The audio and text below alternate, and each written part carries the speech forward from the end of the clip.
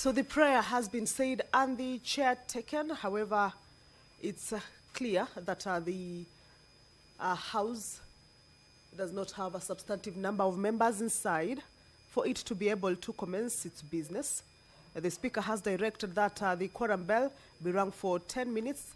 As we can see, just a few members are inside. I can see the recently sworn-in member, Honorable Consolata Nabwire, who made her way into the chamber much earlier. However, 2 more senators have walked in. We should be expecting more senators to make their way into the chambers. For the quorum to be deemed to have been raised, there needs to be 15 senators inside the House for the business to be able to commence. If that quorum is not raised at the lapse of the first 10-minute quorum bell, a second round of 10-minute quorum bell will be on.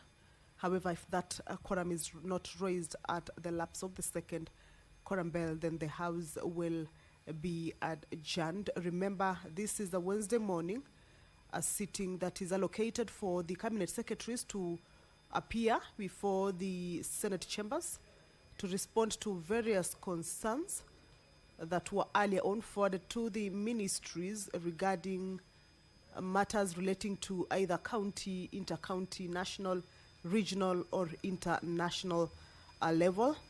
So this morning, 2 cabinet secretaries who had confirmed that they will be appearing, that is the cabinet secretary for tourism and wildlife, Rebecca Miano, as well as the cabinet secretary for education, Julius Ogamba, are expected to appear before the chambers, but you will realize that the House has not corrected yet, so the cabinet secretaries cannot be ushered in because the House has to correct and the business to commence, or for them to be ushered into the chamber, take their positions, and of course, once the business of the day starts, then they will be able to take that stand at the podium to be able to respond to the questions that were forwarded to him. Remember, last week on Wednesday, at a day like this morning, the senators or cabinet secretaries that had been invited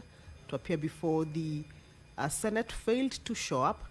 That is a matter that angered the senators, who said that the conduct of the cabinet secretaries not to appear before or not to honor the Senate invites is not one that should be praised. So what they said is that the cabinet secretaries need to honor those invites and appear on the days that had been allocated for them.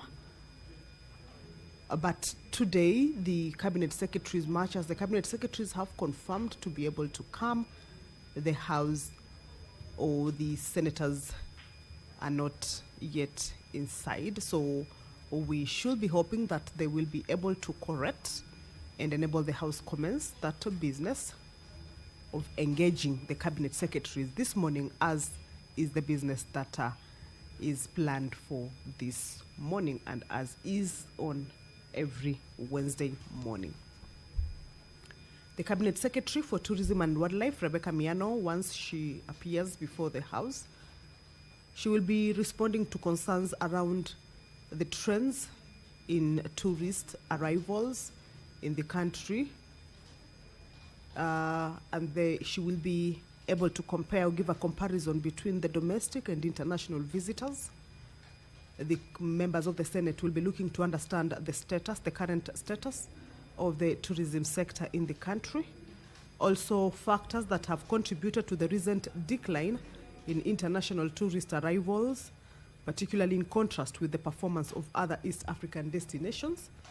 And also the Cabinet Secretary will be also required to specify the strategies the ministry is implementing to enhance Kenya's global tourism competitiveness, including steps taken to strengthen partnerships with international airlines, promote new tourism products, and leverage digital platforms for marketing. This is a question that the Cabinet Secretary will be responding and has been forwarded to her ministry by the nominated Senator, Honorable Joyce Korir. If you're just joining us, is that the House is about to commence its business. However, a quorum hitch has been witnessed. Much as the prayer has been said and the chair taken, the House cannot commence its business owing to that quorum hitch. So the quorum bell is currently underway. And as you can see, a few members have also made their way into the chamber. We are looking at about 15 senators. The senator terms are keeping up with the numbers to check whether the House has corrected, and of course alert the clerk and the speaker for the House to be called to order and the business to commence. But until then, we shall continue to take a look at the questions that the cabinet secretaries who have confirmed their appearance before the Senate this morning will be responding to. The Cabinet Secretary for Education, Julius Ogamba, is expected to appear before the Senate this morning to respond to concerns around construction of the grade 9 classrooms countrywide and the progress that is being made specifically in Nairobi City County. This is a question that has been posed to the Cabinet Secretary by nominated Senator Karen Nyamu. Also, what other interventions that the ministry is considering to ensure that there are adequate learning spaces in schools countrywide. And also any state interventions the ministry is implementing to address the looming crisis caused by the 43.4 billion budget shortfall that is threatening free primary and secondary education, and the immediate measures being implemented to ensure the critical programs like funding for capitation and nationwide examinations proceed without disruptions. The question by the Honorable nominated Senator Karen Nyamu also will be requesting the Cabinet Secretary to respond to specific measures that the ministry has put in place to support students with disabilities. The Senator for Muranga, Honorable John Yutu, who has also already made his way into the chamber. We can see the Nairobi City County Senator, Honorable Edwin Sifuna, has also made his way into the chamber.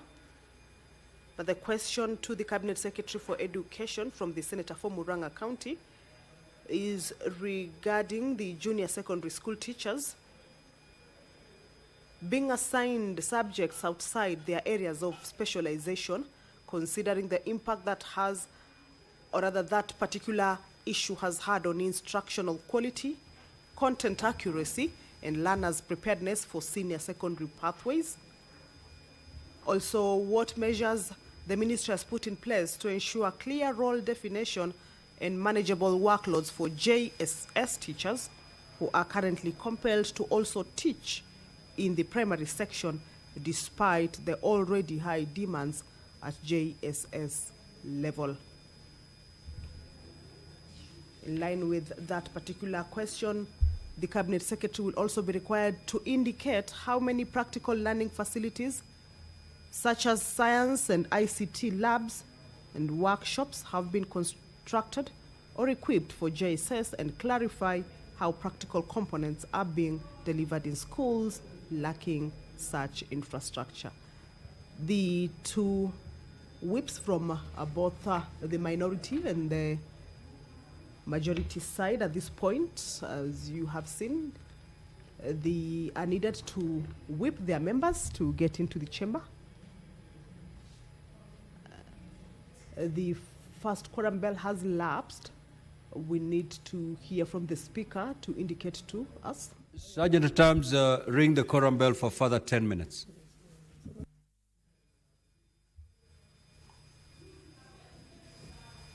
So the quorum is yet to be attained, and the speaker has directed that a further 10-minute quorum bell be on. This is as provided for in the House Standing Order number 40, that if the quorum is not present once the prayer and the chair is taken, a 10-minute quorum bell shall be rung for the members who may be running late or within the precincts of Parliament, but yet to make their way into the chamber to do just that and join their colleagues and also enable the House raise that quorum. That is the leader of the minority party, Honorable Stewart Mazayo, who's also the senator for Kilifi County, has also made his way into the chamber. So that quorum bell will be on for 10 minutes. If other lapse of it, the quorum will not have been raised, then the House may risk being adjourned. However, the Speaker, of course, will guide on the number that will be present at that particular time, so as to enable the House continue with the business that is lined up for consideration this morning. Remember, this morning, Wednesday morning, as is the tradition, Cabinet Secretaries appear before the Senate to respond to various concerns. Last Wednesday, the senators were up in arms over the failure by the Cabinet Secretary to show up, and that was not a good signal from the Cabinet Secretaries. And all right, allow me to hand you over. Senator Boni and Senator Mondegi, kindly take your seats. Clerk, you may proceed to call the first order. Order number 1, administration of oath.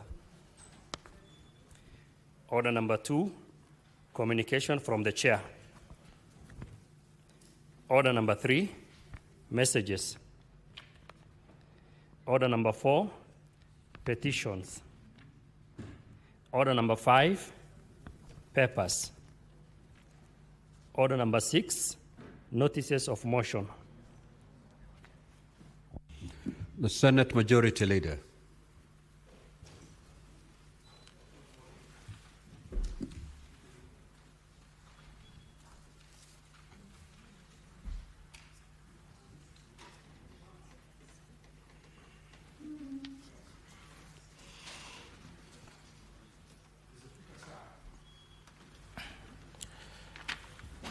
I rise to give notice of motion number 1 on the order paper, that is the approval of Senator Consolata Nabwire wa Kwibabi to serve in the select committees of the Senate.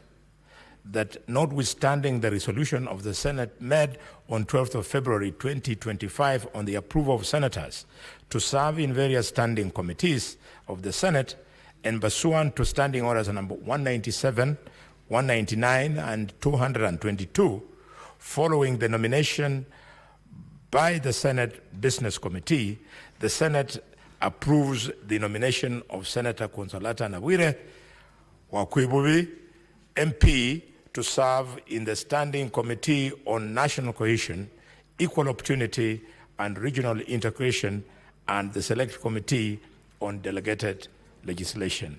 I thank you, Mr. Speaker. Next order.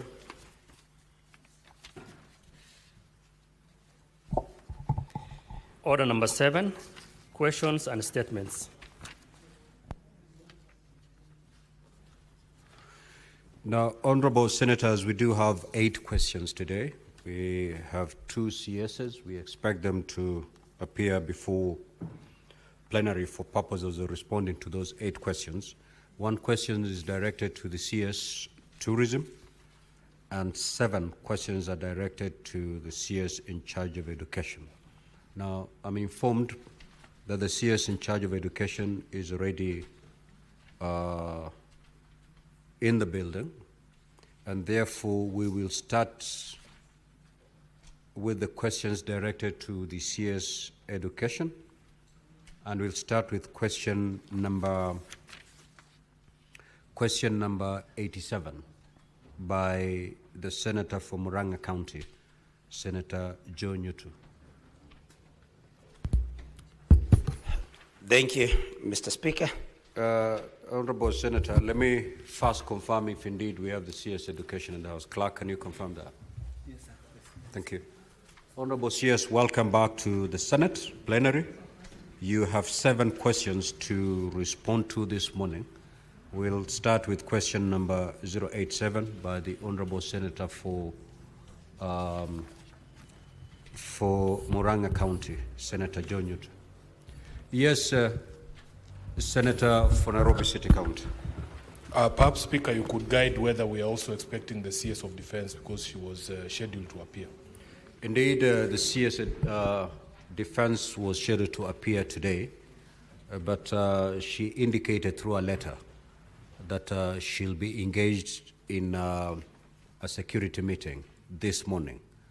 That letter was processed through the SBC. It was found valid, and therefore she was excused from attending today's session. But indeed, we had expected her to appear before us this morning. Yes. Speaker, it is indeed very frustrating for me as a representative of the people, because now I think, save for going to her house, I don't know how else I'm going to reach the CS for Defense. We, as the leadership of Nairobi, all the 19 of us elected to Parliament, the Senator and the 18 colleagues from the National Assembly, wrote a letter to the CS regarding the ongoing recruitment process. This letter was dated the 16th of September, Honorable Speaker. It was delivered on the same day to the Ministry of Defense headquarters. Up to today, the ministry has not seen it fit at all, just as a matter of courtesy, to address the concerns that have been raised by members of Parliament who represent people. We have taken further steps. We have done press conferences. We have alerted this minister to the urgency of the matter because this recruitment is going on as we speak. Honorable Speaker, the central issue is just one. We in Nairobi feel we are being discriminated against. In all other counties, recruitment is happening at the sub-county level. Nairobi has 17 constituencies, Honorable Speaker. They have lumped recruitment into 3 centers. Just 3 centers. Considering, Honorable Speaker, the population of Nairobi and the biggest youth bulge is actually here in the city. The biggest problem of unemployment is here in the city. When an opportunity such as the recruitment into our defense forces arises, we feel that our young people in Nairobi should be given a fair chance. Now, if we have taken the courtesy, the steps to write to the minister, she doesn't have the courtesy to write back to the representatives of the people. We are not writing these letters for ourselves. Honorable Speaker, I don't have a child who's old enough to go to the defense forces. So I am not doing this or asking this, and indeed my colleagues, for any of our family members. It's for the people that we represent. Can the minister at least have the courtesy? Just that the way that she has written a letter saying she does not want to come to the Senate today, or she's not able to come to the Senate today, I believe she can be courteous enough to originate correspondence to respond to the representative of the people of Nairobi. So I was waiting for her this morning. And these are the frustrations we go through as representatives of the people. We write, you don't respond. We do press conferences, no response. I wait for you where the people send me to wait for you, you don't show up. Now, my only option is to find out where she lives, Honorable Speaker, and to go and wait for her at the gate. Now, what else am I supposed to do? Because it is very frustrating. So I hope, Honorable Speaker, in the letter that she has sent you, she has indicated when next she will be available. Because honestly, and this is a live matter, this is a live matter. When will it ever be resolved? If she is not here today to give answers to the people of Nairobi, when will it be resolved? After the recruitment is done. It is very, very unfortunate, Honorable Speaker, and I hope that this House can record the disappointment of myself and the people of Nairobi that she has failed to show up this particular morning. I thank you, Honorable Speaker, for this opportunity. Yes, Senator Boni. Mr. Speaker, I must first apologize that I was summoned to another meeting in the middle of the SBC meeting, and therefore I didn't have an opportunity to raise this before the committee. Mr. Speaker, just like the Senate of Nairobi, I was truly waiting for the minister on the very important issue that opportunities for children to join the military are being sold for up to 300, 400,000. There's an old man in Kakamega by the name of Maurice Mate, Maurice Mate owns a bull worth 250,000. And he came to me and told me that, please, because I need 400,000, just give me the 400,000, my bull is worth 250, then you'll have helped me the difference. So I asked him, what is the problem? He said, I've been asked to go and buy a chance in the military. So we want the minister to clarify whether chances of going into the military are up for sale or it is on merit. And if it is on merit, what is that merit, Mr. Speaker? And finally, Mr. Speaker, children from upcountry who have spent all their time here in Nairobi. For all they care, some of them don't even speak their vernaculars. But their parents registered them in Bungoma, in Busia, to get ID cards. When they want to access recruitment here, they are told, go back to your home. And yet this child, the only thing that connects him to the so-called home is the ID. Why are these children being sent up country instead of being recruited from Nairobi, Mr. Speaker, where they were born, bred, went to school, and they become adult, they only went home to pick the ID card? Thank you, Mr. Speaker.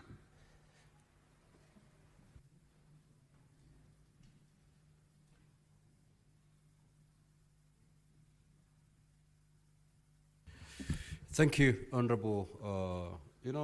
Honorable Senators, we have 8 questions to be responded to. Yes, Senator Abbas. Madam Speaker, on the same note, I have asked for a statement from the Minister for Defense in June last year. Sorry, June this year, July this year. And I have received response on 25th July 2025, that was written by the Minister. And it has been appearing in the papers. I have been told this several times, it has been postponed. This morning, actually, I came to ask the same question, but it was not in the order paper. So I think there's a concern on the Minister for Defense to at least be able to appear in this House as planned, because this is the 3rd time now that this question is postponed. So I just want to bring to attention on that, Mr. Speaker. Thank you, Honorable Senators, for your concerns. Senator for Kilifi, you have something to say before I give direction on this matter? Asante, Mstahiki Speaker. Mstahiki Speaker, pia mimi nataka kujiunga na wenzangu kuhusikana na ile mambo ya kuandikishaji kazi wa vijana ambao wako manyumbani wanatafuta kazi katika jeshi na pia vile vile polisi. Ni jambo la kusikitisha kuona ya kwamba kama Kilifi County imepangiwa kama pengine tutachukua watoto kama 300. Lakini tukiangalia katika orodha ile ya watu ambao wanachukuliwa kutoka Kilifi, utapata ya kwamba kama Magarini watachukua watoto 2, Malindi watachukua mtoto 1, kama ni Ganzo watachukua watoto 2, na Kilifi South watachukua mtoto 1. Sasa tunashindwa katika zile nambari ambazo wameziandika 10,000 ambazo watachukua watoto kwa kikazi, inachukuliwa namna gani? Ikiwa Kilifi katika total yote katika Kilifi County wanaweza kuchukua watoto kama 10 tu peke yake. Kwa hiyo tunaona kwamba kilio kama hichi ambacho kimekuja mbele ya Senate hivi sasa ni jambo la kusikitisha, kama waziri ambaye anahusikana na mambo ya kuchukua vijana ambao wanaenda katika kazi za jeshi ama polisi, ya kwamba anaweza kukosa kuja ndani ya bunge la Senate na kuweza kujibu maswali. Hususan hata sisi tukiwa ndani ya Kilifi tuko na malalamishi mengi sana kuhusikana na vile vijana wanaandikwa kazi, na ilhali watu wa Kilifi wanakosa nafasi zao katika uandikishaji kazi ndani ya jeshi na pia vile vile katika polisi. Asante Bwana Speaker.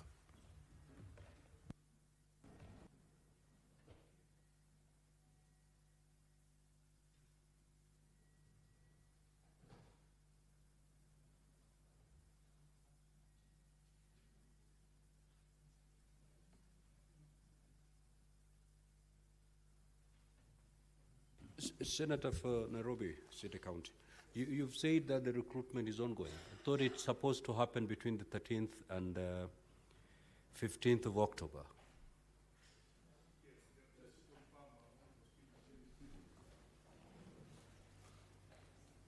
Let me just confirm the dates because the advertisement was put out.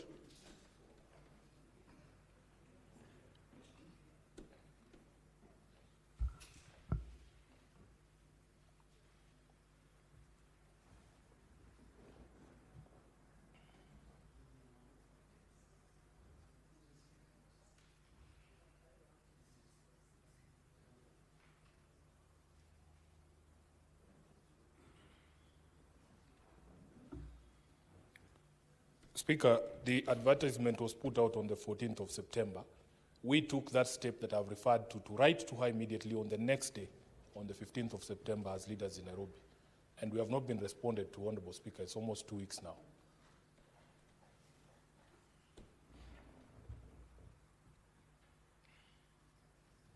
Now, in that letter, he had requested to appear on the 4th of November, which is way after the recruitment exercise. Now, with the concerns that have been raised, it will be more appropriate to engage the CS before the recruitment exercise.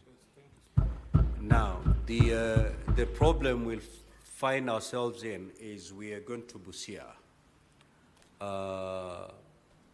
on Monday. After Busia, we are going on recess until the 28th of October.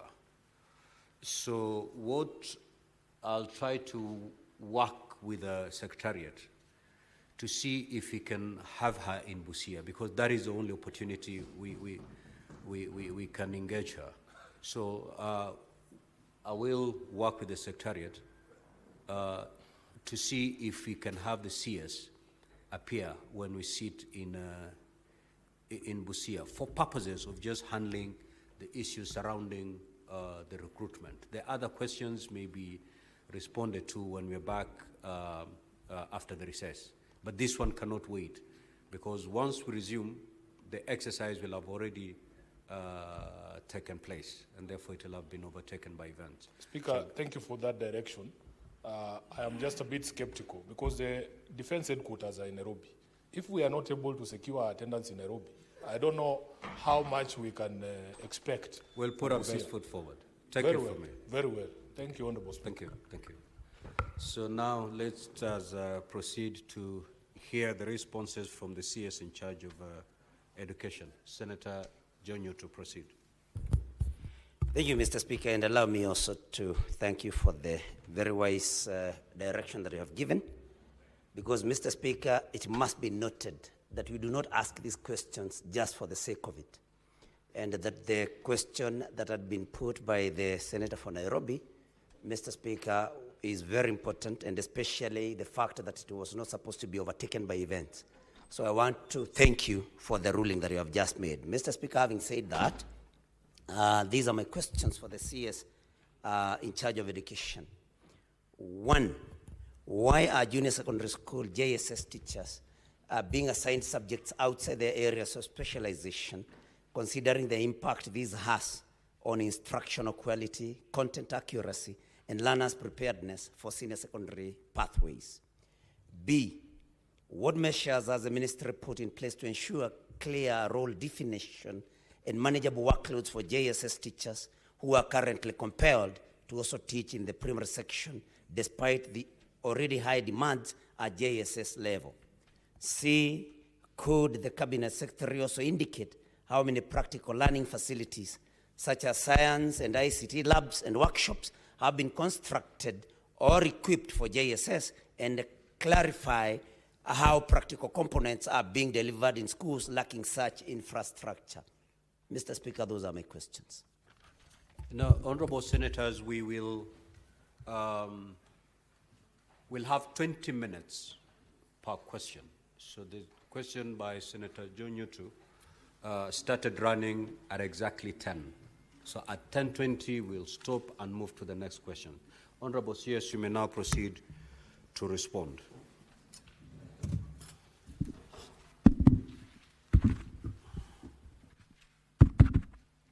Thank you, Mr. Speaker, and thank you, honorable members.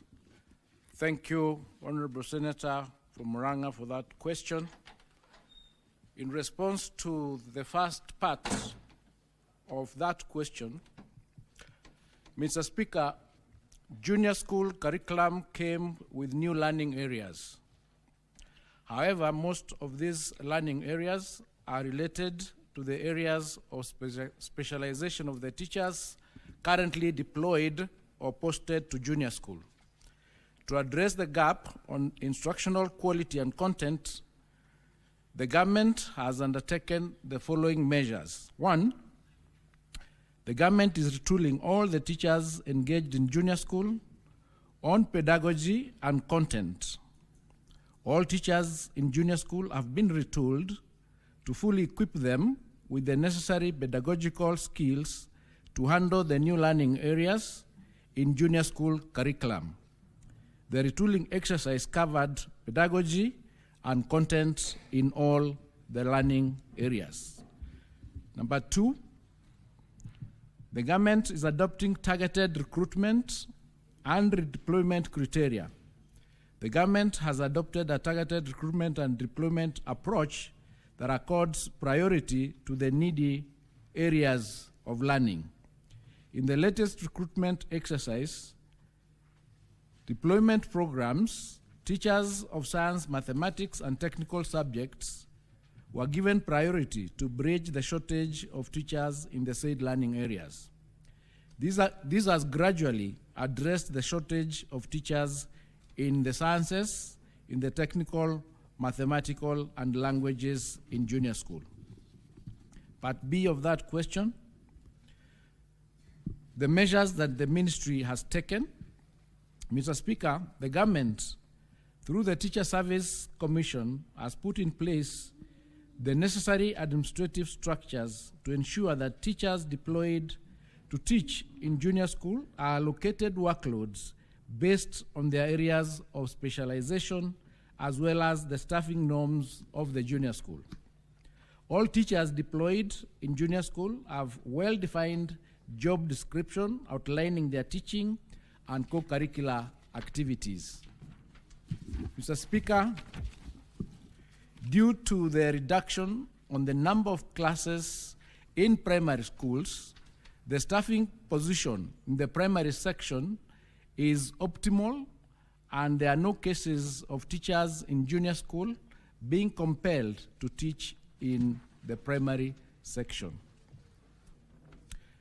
Part C of that question, Mr. Speaker, as I've already indicated, this is becoming an indication from the previous answers that I was given, because this was going to be the third or fourth question, but the government has constructed 23,000 classrooms and has taken all deliberate steps to increase infrastructure to create an enabling learning environment in our junior schools. This includes the construction of 23 classrooms that have been constructed in order to take care of grade 9. The goal is to ensure that as more resources become available, we progressively enhance the infrastructure in our junior schools in terms of science and ICT labs, as well as workshops. Currently, Mr. Speaker, junior schools that do not have purpose-built laboratories have dedicated rooms that have been equipped to support practical components of the learning areas. We have directed junior schools to utilize the infrastructure repair, maintenance, and improvement vote of their capitation to purpose-build rooms that serve as laboratories for practical learning. This vote consists of 4,000 per learner per year. In terms of learning materials, Mr. Speaker, for practicals, the capitation per learner has 1,200 shillings for practical and 450 shillings for laboratory materials. These resources are intended to ensure that all schools have adequate facilities for practical lessons. As a ministry, Mr. Speaker, we are working to mobilize resources from the Exchequer and other partners to ensure that we achieve the optimal number of laboratories and workshops for even more seamless teaching and learning in our junior schools. I submit. Senator John Newton, do you have any supplementary question? You may proceed, please. Thank you, Mr. Speaker, and thank you, CS, for your responses. Honorable Speaker, there are 7 learning areas in junior school. And every secondary school teacher, because these are the teachers that are employed to teach or deployed to teach in the junior secondary, is specialized in 2 learning areas. And most of the junior secondary schools will have at most 2 junior secondary school teachers. Exactly how do the 2 teachers, are they expected, especially now that we have 3 cohorts in junior secondary school, that is grades 7, 8, and 9, exactly how will 2 teachers in a school be able to handle 3 cohorts with the 7 learning areas? And lastly, Mr. Speaker, regarding the practical aspect of learning, ICT labs and science labs, the CS has given a good answer about an allocation made per student in order to facilitate these resources and actually labs. But Honorable Speaker, most of these allocated funds are never disbursed in full or at the right time to schools. So exactly where does that leave our learners with the technical aspect of their curriculum? Thank you, Mr. Speaker. Honorable CS, you may proceed to respond.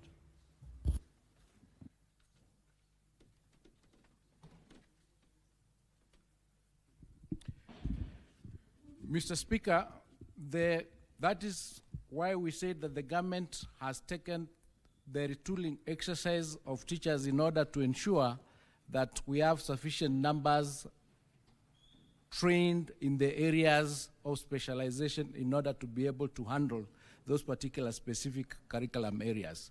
So we have done that, and we've increased the employment of teachers in junior school. Out of the 76,000 teachers that were employed in the last 1 year, 62,000 of those teachers were allocated to junior school. We're also in the process of employing another 24,000 teachers to be able to reduce that gap. So we are working towards ensuring that we have optimal number in the junior school to cover those learning areas of our children. On the issue of ICT labs and the figures, what's happened is when we were doing the analysis to determine how many classrooms and instruments were required to ensure that we have sufficient classes for grade 9, out of the 23,000 classrooms that were done, some of them were on the basis of the labs and ICT rooms that were required. And that is part and parcel of the program that was done to ensure that we have adequate facilities, infrastructure, and instruments in those schools. Thank you. Senator Manzo.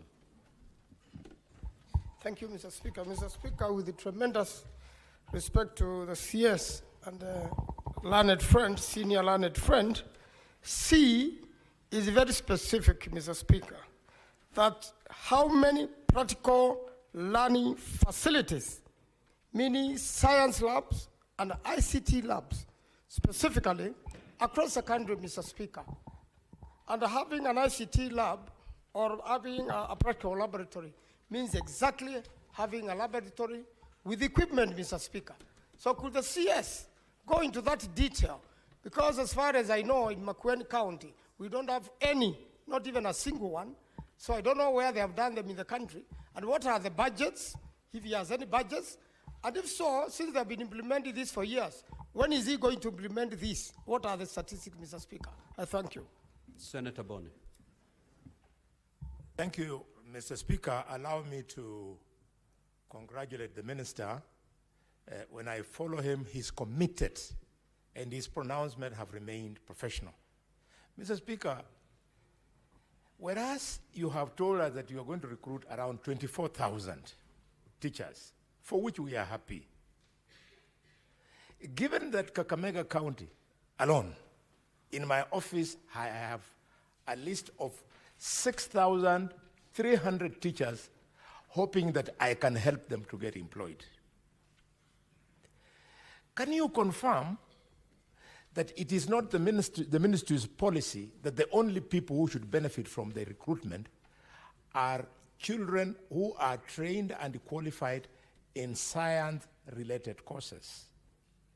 If that is the case, as you have directed in the current recruitment, what is the fate of the others who are educated and trained by the government in non-science related courses?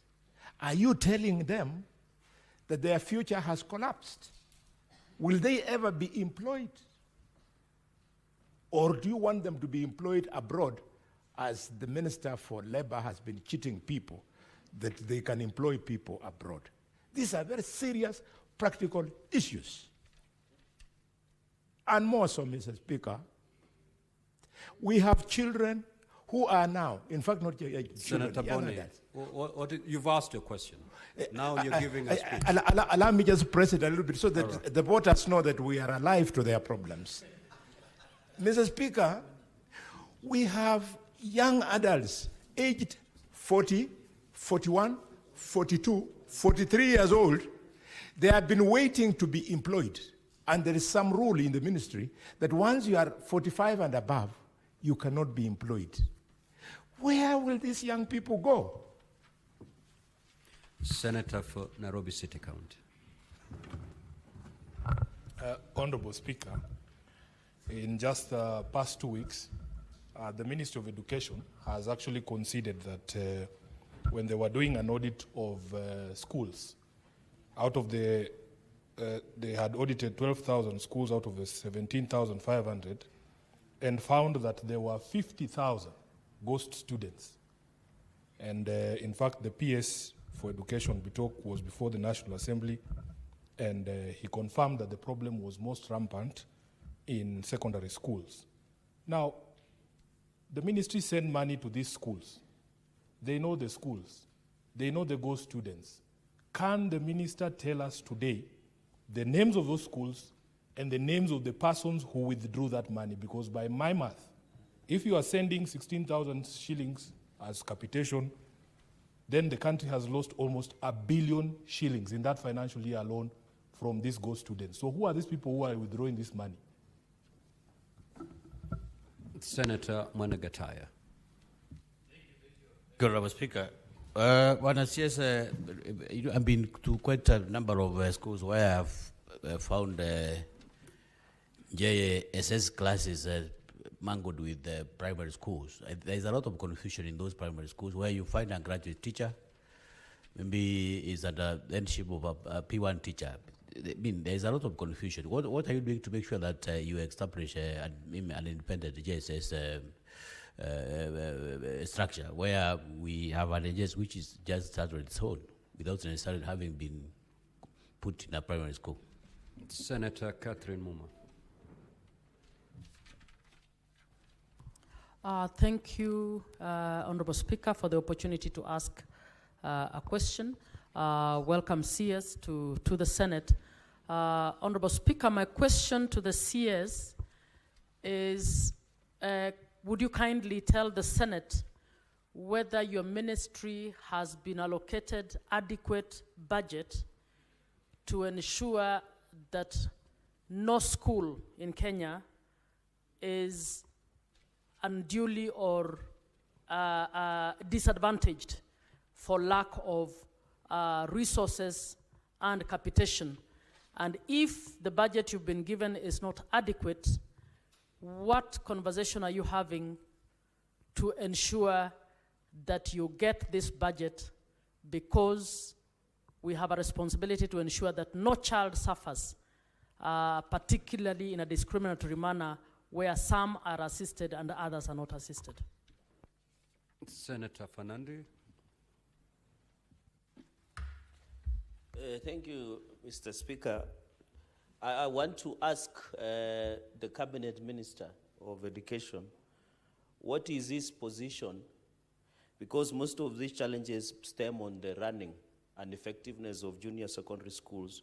What is the ministry's position on the independence and governance structure of managing junior secondary schools, noting that it is distinct between lower primary schools and upper primary schools? Could you clarify, Mr. Speaker, noting that the JSS have been on the streets demanding that they need to be managed independently? And Mr. Speaker, I want to inform the government chief whip that there is no one cheating anybody. Kasi Maju is a reality. I will take him to some classes after this session.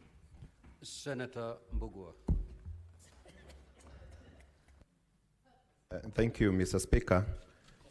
CS, a recent inspection of many schools across the country reveals that these labs and the running facilities which are being put up do not have a universal design, and the majority of them are not accessible to the special needs teachers. What is the ministry doing to ensure that the special needs teachers who goes to the normal schools are catered for and they benefit from these facilities? Thank you. Honorable CS, you may now proceed to respond.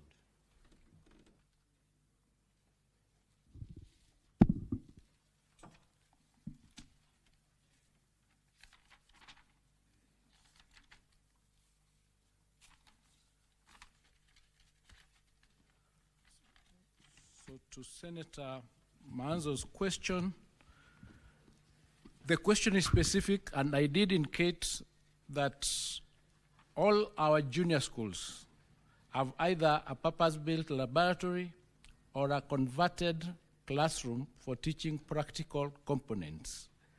Those that do not have purpose-built labs are being considered as resources become available. But so far, 20,926 of our junior schools have either purpose-built laboratories or classrooms converted into labs that can be used for practical lessons. Now, the recruitment of the 24,000 teachers is a recruitment that is targeted to ensure that we bridge the gap of the teachers that we do not have in junior school. And that gap shows that out of the requirements that we have, 60% of them are STEM required teachers. So the recruitment would be at least 60% of those would be science or STEM trained teachers, and the rest will be those trained in the other arts and other science, social sciences. So it is not that there is one group that will completely not get employment. It is just that there is a discrepancy, and therefore it's an analysis that has been done, and to show we get the teachers that we need, and progressively, because next year we also have a plan of employing another 16,000. So we'll be able progressively to ensure that as we train our teachers, we are able to employ them. This last week, we held a conference of all the stakeholders in the education sector. And the question we asked ourselves, where should we start? Should we start from the admissions to what the universities or the colleges have, or should we start from what we require from the market, so that we trained teachers or we train our graduates for jobs that are required in the market, industry linkage. So that conversation is now taking place so that we have a comprehensive policy where we are training for available jobs, so that we do not train, for example, 100,000 teachers when we require 35,000 teachers. We don't train 500 doctors when we require 1,500 per year, so that we can have a policy that is informed by data in order for us to ensure that we do not have some sectors having an oversupply of the particular careers and others we have an undersupply. So that conversation is now being had between all the stakeholders in the education sector in order for us going forward to have a comprehensive, a coherent policy that is end to end. Honorable CS, you have 3 minutes To Honorable Sifuna's question, yes, what we decided to do is after the Auditor General flagged out that she had done a specific audit for the last 4 years, a forensic audit for the last 4 years, where they discovered discrepancies, we decided as a ministry in this third term to only release resources to schools where we have verified the number of students that have been enrolled. That exercise is ongoing. We have done 75% of it. We have about 25% to go. And those anomalies are now being discovered. So what I would urge is that we will not be able to give you the full analysis as we speak until we complete. But once we complete, we will analyze, for example, if resources were sent to a bank for school X, we'll have to find out who signed for those resources from that bank, and action will be taken, because that's criminal. So that is the reason why we are doing this verification, in order for us to be able to know for sure how many students do we have, how many learners do we have in each stage. That question is tied to Honorable Muma's question on the basis of the budget. Because the budget to our ministry is based on the number of students that we have, because we have a policy of 1,540 for primary school, 15,000 for junior school, and 22,200 and something for secondary school. Now, if we do not have the proper numbers, then you can't push for the proper budget. So that's why when we submit our budget to Parliament and to Treasury, it is slashed, because we do not really agree, all of us as government, as to what is the actual number of students that we have. That's why we said, let's do a verification exercise so that for sure we know what number we have. When we submit our budget, it will not be subject then to slashing, because the numbers will be known by everybody. So it's going to help us make those decisions, and it's a good exercise, and where some people have committed any sort of offense, action will be taken against them. On the question of junior secondary school teachers' independence, the Presidential Working Party, which gave the recommendations for reforms in the sector, recommended that we have what they call a comprehensive school for all the primary and junior school being under one body. That's how the domiciling of junior school was brought to primary and was not taken to senior school. So we are working on the basis of the Presidential Working Party recommendation. However, the amendments to the laws and the seasonal paper is ongoing, and the drafting is ongoing. Once that is done and goes through cabinet, it will be presented to Parliament for action. At that point, an analysis can be done to see what can be done in that space, because we are in the process of reforms, and the reforms are still ongoing. Thank you. On the specialists, if I have a minute, the special needs. On the issue of the special needs and what is being done on it, there are specific schools that have special needs infrastructure, and in terms of the funds that we give to them to support them to get instruments, to get the facilities that they require, on top of the figure that we give, for example, in secondary school of 22,000, where we have a special needs child, 32,000 is added to them, so that what is required can be rebuilt for those specific schools where they are. Thank you. We move to question number 089 by the Honorable Senator for Tharaka Nithi, Senator Wenda Gataya. Thank you, Honorable Speaker. Honorable Speaker, my question is to CS Education. What is the ministry doing to address the deplorable condition of amenities in many public schools and the secondary schools countrywide that often contribute to a conducive learning environment for learners? B, Honorable Speaker, what other strategies, apart from reliance on the national government, the Constituent Development Fund, does the ministry have to improve infrastructure in these schools? Honorable CS, you may now respond. Thank you, Mr. Speaker. I beg to respond to those two questions together, if I may be allowed. Honorable Speaker, as I have already indicated and as we all know, the government's policy of 100% transition means that there will be additional pressures on school infrastructures as enrollment continues to grow. In addition to reliance on the national government CDF, the other measures that the government has taken to develop and maintain infrastructure in our schools include the following. We secure targeted budgetary allocations for infrastructure development and improvement. For example, this financial year, the ministry has allocated 1.3 billion to support infrastructure development in schools countrywide.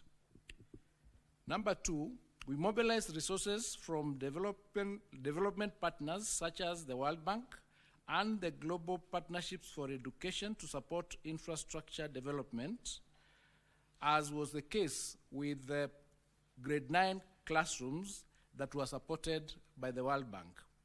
We are currently working with other partners such as the Kuwaiti Fund and the Safaricom Foundation for School Infrastructure Development. There is an allocation of a vote for infrastructure development and maintenance in the capitation that is disbursed to schools. In junior schools, for example, 4,000 shillings per learner is earmarked to infrastructure development, and in secondary schools, 5,000 is earmarked for repairs, maintenance, and improvement. The ministry also encourages alumni-led infrastructure development initiatives through community contributions programs.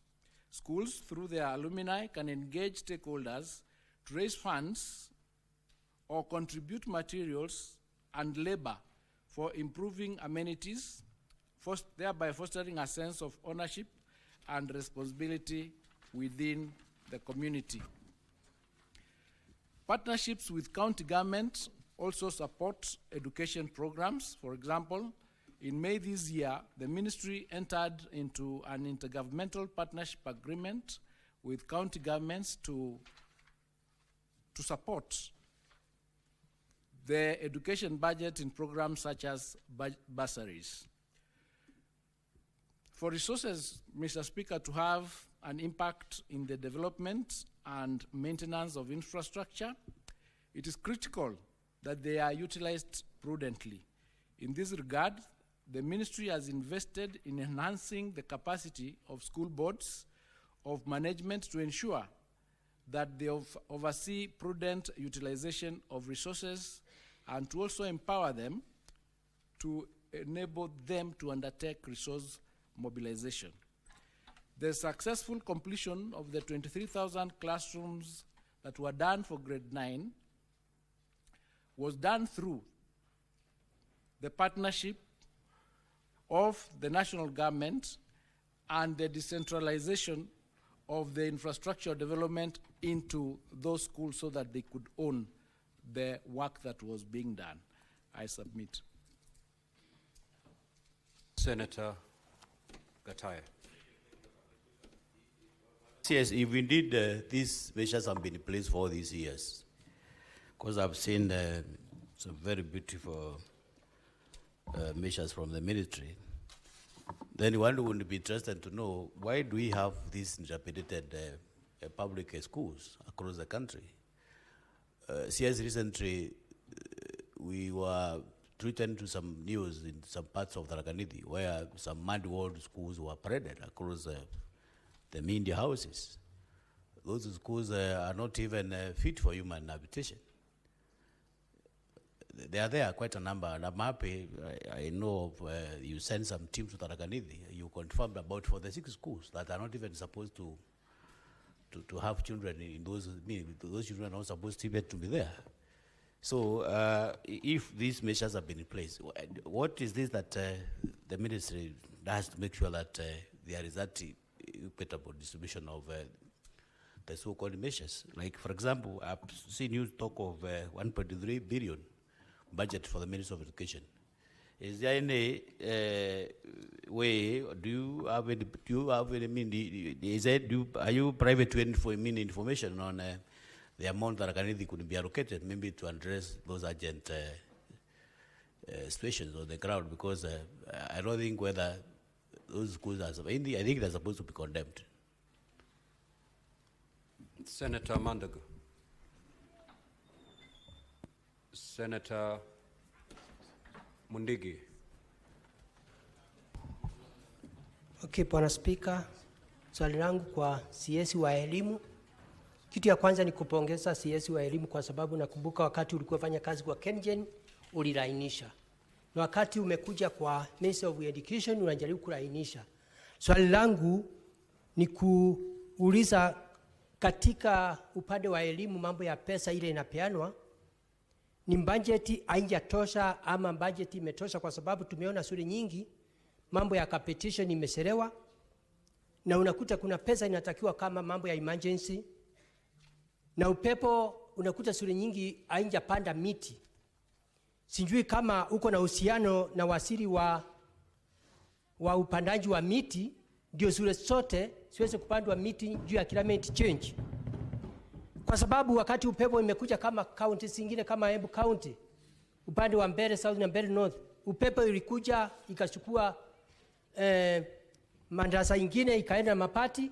Sasa hii watoto wanateseka kama Karura na Gatete Primary School. Mpaka imefika mimi nimeomba pesa kidogo, nimekuwa huko jana. Wale watoto wametoka pale wamewacha shule, ni wakati wanaenda kufanya mtihani. Sasa hii wanaenda hata kuanza kufanya kazi zingine haieleweki. What is your question? Swali langu ni kutaka kujua shule kama hizo, wasiri wa elimu utaweza kusaidia ile shule ya Gatete na namna gani, na shule hii ya Karura ndio iweze kupata mapati ingine ama innovation ya pesa ile ya emergency. Ama ni tresa ya nje kupatia pesa. Asante Bwana Speaker. Senator Abbas. Thank you, Honorable Speaker. Honorable Speaker, my question is that, this country seems that we are not even prepared for the CBC program. If you go to my place, Wajir, and even the other areas related to, Mandera and Garissa, the situation is actually pathetic, especially in terms of infrastructure. Now that the grade 9 are going for exams, and there's no one single labs and classes even are not there. They're very rare classes, very few classes. Waziri, the TVETs in every sub-county today, the government has constructed TVETs, technical schools, places. No equipment. They're all up to now not operational. When you ask them what is happening, they're being told that the equipment are being waited from China, but I don't know where it is coming from. The students are there. Some of them don't even have the student. They're not operating. One other thing is that there was infrastructure development with the World Bank, the Kenya government and the World Bank been done sometimes for the last 3 years, 4 years. Up to now, most of the contracts have not been paid. What happened? Why was this money not paid? Where is this equipment that you're waiting from, I don't know, from China or wherever, that the TVETs have not been opened? The CBC don't have classes in my place. There are very few classes, or around 2 classes. And the students just became too many. The entire Kenyans are now exiting. Senator Abbas, what is your question? My question is, why was this not, this is problem, the SICIP program, money has not been paid. Good. And the TVETs have not been equipped. Hillary, you've asked your question, Senator Abbas. Yeah, I'm saying the TVETs are not also equipped. So what is the situation? Senator Wakili Hillary. Thank you. Honorable Senators, let us avoid speeches. Straight, direct to your question. That way we'll save a lot of time and allow many senators to ask questions. Thank you, Mr. Speaker. I will avoid any speech on my question supplementary to the question by Senator Gataya. is the basis upon which the ministry permits additional registration of either primary or secondary schools when we have got these statistics of institutions which are in deplorable situations and not even fit for habitation. And two, whether the CS is able to give us statistics of the institutions which require special attention, like the ones which Senator Mwenda Gataya has requested, as well as others across the country, including even in the county of Bomet. Thank you, Mr. Speaker. Senator Kathuri. Thank you, Honorable Speaker. Honorable Speaker, we are really constrained to ask a direct question because sometimes we build your case so that you can be able to ask the question. Honorable Speaker, because we have really struggled in this country in the Ministry of Education. Since I joined Parliament in 2013, we have only one chair of Education Committee, Member of Parliament for Tinderet, Mary. For now, almost 15 years, we have not been able to sort that mess, regardless that it has been there for 15 years. That is historic. You know, he has the memory of the institution for almost now this 13th year, and we have not been able to sort education issues. Every time they summon the CS in the Committee of Education in the Royal House, they are still struggling. You can see that that committee is really struggling to address issues on education. So, Mr. Speaker, that is why this Senate can be able to handle these issues if the CS can give us time to engage him. The Committee on Education and other leaders like us can be able to do a lot for the Ministry of Education. So, Mr. Speaker, like now, for example, we are going to the close of the CDF in June 30th this year. And still CDF has been supporting schools, including the Raka where Senator Mofaya comes from. And they have not been able to manage the infrastructure of those schools. So I'm asking the CS, now after the CDF goes, what strategy, CS, do you have to do infrastructure in those schools? Because now CDF has been supporting you, and CDF is going. Also, what will you do? Number two, as the Speaker, you know the free primary and secondary education in some certain budget. Honorable Senator, you know, in our standing orders, you're entitled to ask one question only. Honorable Speaker, as during check on the candidate, let me ask this one. This is the last one. I'm afraid our standing orders do not recognize. Maybe at some point, during check is not recognized in this Senate. Conclude, Honorable Senator, conclude. Honorable Speaker, it is because of these bursary funds. Like now, the money with the MPs is almost 15 billion. So how much money do you need the CS to give the capitation in full or to deliver free primary and secondary education? Can we move all these bursaries from these other, from the MPs, from GAF, from the county governments, and give you all that money so that you can distribute it directly to schools? Do you feel you can be able to do that so that we don't pay all these funds to come to the ministry and then you give all the schools free primary and secondary education? Thank you, sir. Senator Catherine. Thank you, Speaker. Honorable CS, my question takes into account the fact that bulk of the education function is with the national government. And it also takes into the account that in the last 3-4 months, we have been discussing the multiple parallel programs around education, by CDF, by yourselves, by the President, by philanthropists, Wing to Fly, by governors, by others.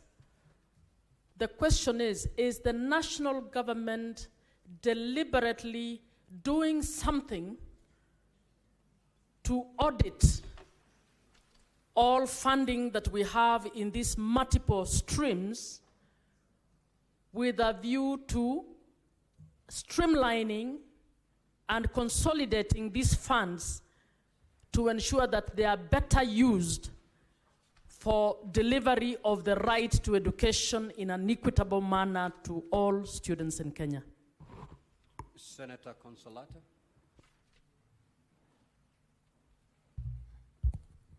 Thank you, Mr. Speaker. My question is pegged on the implementation challenges in regard to funding gaps, infrastructure challenges, and teacher gaps.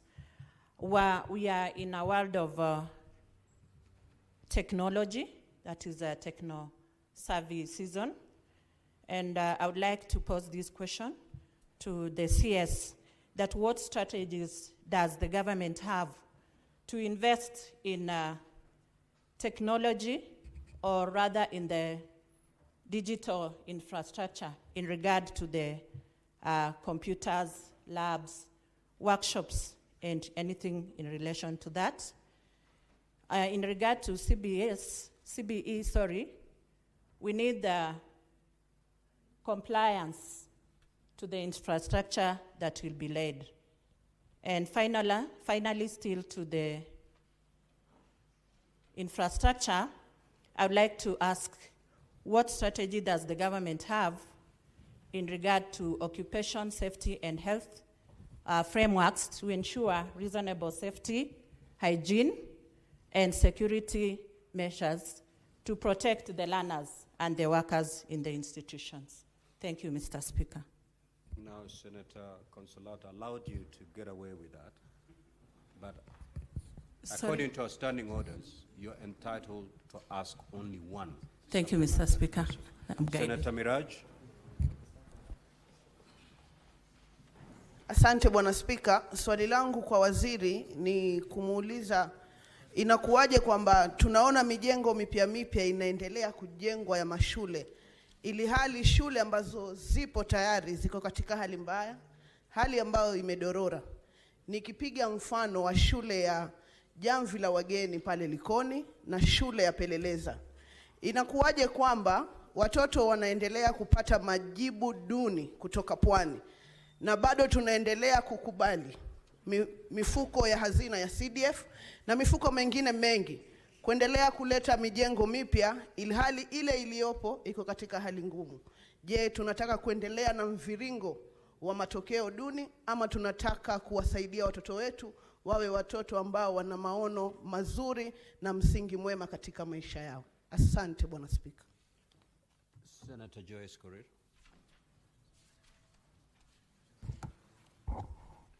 Yeah, thank you very much, Honorable Speaker. Could the Ministry of Education come up with a policy that regulates the mushrooming of these schools and instead focus on improving the existing infrastructure? Senator Boni. Mr. Speaker, I'm a little bit worried about the 33,000 primary schools where this facility have been constructed. According to data from the ministry has got a total of 35,570 primary schools in this country, of which 11,000 are private, meaning the ministry has got 23,000 primary schools. So if the minister has constructed classrooms in 33,000 schools, it means a whooping 10,000 are ghost schools. Minister, what is the reliability of your answer? And if it is true, you stand by the fact that you have constructed in 33 primary schools, which are these 10,000 ghost primary schools? And I'm on your page at the ministry that I'm referring to. Honorable CS, you have 5 minutes to respond. Proceed.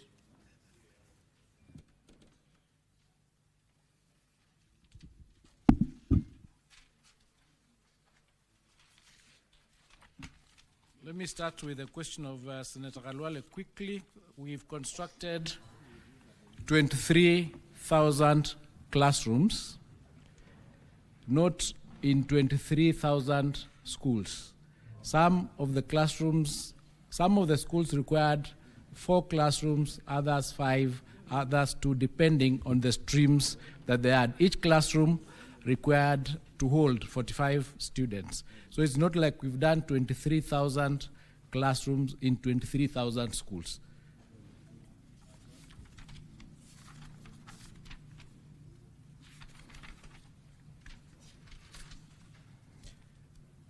Now, the specific question from Tharakanidhi is that we've done 218 classrooms, and it is true that we noticed that mud walled institutions, and as a ministry, we sent a team there to do an analysis, and that has come back, and now we are working towards ensuring that out of the resources we have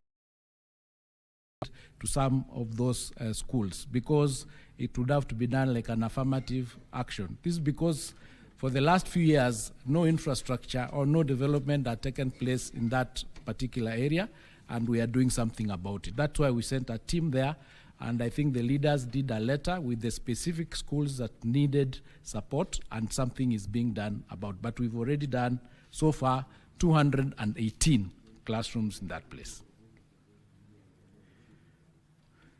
With respect to Senator Mundigi's question, yes, we have a partnership with the Ministry of Environment, and we do tree planting. We have a program called Elimu Trees, which we work to ensure that all our schools have trees planted, and this is an exercise that is done continuously, and would be continuing to do it in those areas. But as a ministry, we do not have an emergency kitty where, for example, in situations where roofs are blown off, we can quickly go into that kitty and release resources for those schools.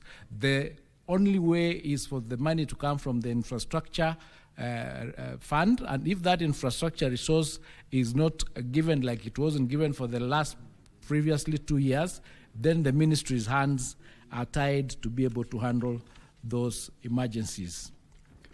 Senator Abbas's question, they were in two parts. We did have classrooms done in Wajir, 189 classrooms, Mandera 175, and Garissa 132. So some classrooms have been done there. If there are others that need to be done, as I said, as enrollment increases, we are continuing to work towards ensuring that we have infrastructure in these institutions that cover and that are adequate for the students. On the issue of the TVETs that are supposed to be equipped, it is government policy that each constituency has a TVET institution. So far, we've done 252 TVETs in those constituencies, and some of them are very well equipped, and others are awaiting equipment that has been ordered from China. And you know the process of getting these grants, getting those loans, and then getting the equipment here takes time. But some of those are already allocated, or they are listed awaiting those particular equipments to come depending on the area of specialization, and then they will be delivered to those. So something in that space is also being done to ensure that our TVETs are equipped sufficiently to be able to support the enrollment that we are doing currently. Indeed, as a government, we've now had a policy to increase the enrollment of our TVET trainees from the 297 that were there in 2022 to the 700,000 we have currently, to 2 million, hopefully by the end of 2026, so that we can be able to put or to take as many of our young people into those institutions as possible.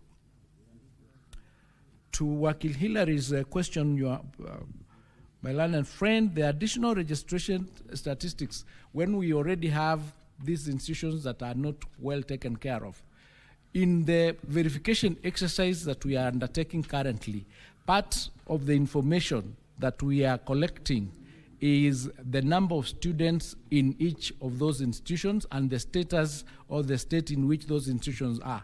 This is the information that now will be able to give us data to enable the government make a policy on whether some of those schools have got any basis to remain registered, whether we will move some of those students from one school to another, so that we can have institutions that are optimal in terms of having the right number of teachers and the right number of students. So we are doing something about that, because previously that exercise had not been done. Applications used to come to the ministry on the basis that there is a school that needs to be registered, and if it met the criteria, then the registration was done.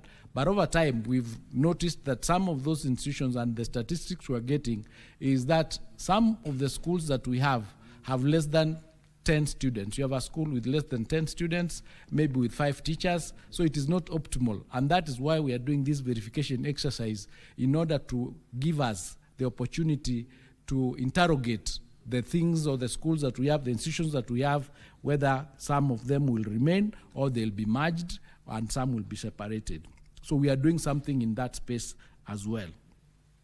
The question of CDF and the fact that the CDF is now undergoing that process of, it might not be out or it might be there. But if for any chance CDF is not there, then the funds that CDF now is using for purposes of supporting the ministry would request that that then fund would be allocated to the ministry in order for the ministry to continue doing the infrastructure and the bursaries that the CDF is doing. However, part of the exercise that we are doing at the moment and we think that we need to do is we want to, just like we're undertaking the verification exercise, we want to undertake an audit of all the money that is utilized in the sector, in terms of all the bursaries that are given by various institutions, by various donors, by various government agencies, so that we can get a figure to know how much is it exactly are we spending in the sector for education. So that compared, we can then analyze to find out with the number of learners that we have, if we pulled all these resources together, can we then have a completely free education for our children? Because to date, there is nowhere you can get the total figure other than the 702 billion that the government allocates in the budget. There is no other center where you can get a centralized figure to say this is the amount of money that is being utilized totally in the education sector. So we want to do an audit first, then that audit will be able to give us the data that we require to push for probably the consolidation of all these amounts into one kitty, and then we have that kitty running the sector. So it's work in progress. It's a conversation that we'll need to all have to see how we sort out that problem, because as the senator here has said, these are problems that have been there for a very long time, and we've really not gotten the answers to them, and we are trying to find out what is the best way to do this in order to ensure that we resolve the financial challenges that face this sector. So we are doing something about it as well. And also, to Senator Consolata's question, we are undertaking a new platform in the ministry called KEMIS, because we want this ministry to have one single center or one single source of truth. We want every module, everything that happens in the sector, to have a module in that system so that we can collect and link what we are doing and we can see each other. For example, if you have 12 million students, when you are buying books or supplying books for a subject, that subject should only have 12 million books, for example. Because we do not normally have a situation where it is this information is at the same center. You would find perhaps when you have 5 million students, you are supplying 7 million books. So that there is a gap and there is a waste of resources that needs now to be utilized optimally. So we are doing something, utilizing data, utilizing AI to ensure that going forward, we are able to utilize the resources that are available in the digital sector to make decisions that are data-based, that are evidence-driven. And to Senator Miraji's question, it is true that there, because of this disconnect, where one arm is not seeing the other, we are finding things happening that otherwise, if we were operating not in silos, would be much more optimal in the utilization of the resources that we have. This is why we are saying we want to come up with that particular platform so that even if you are a donor or you are somebody doing anything for the education sector, you plug in into the module and the ministry and the government can see what you are doing, including feeding of children and all the other activities that take place by individuals in the sector.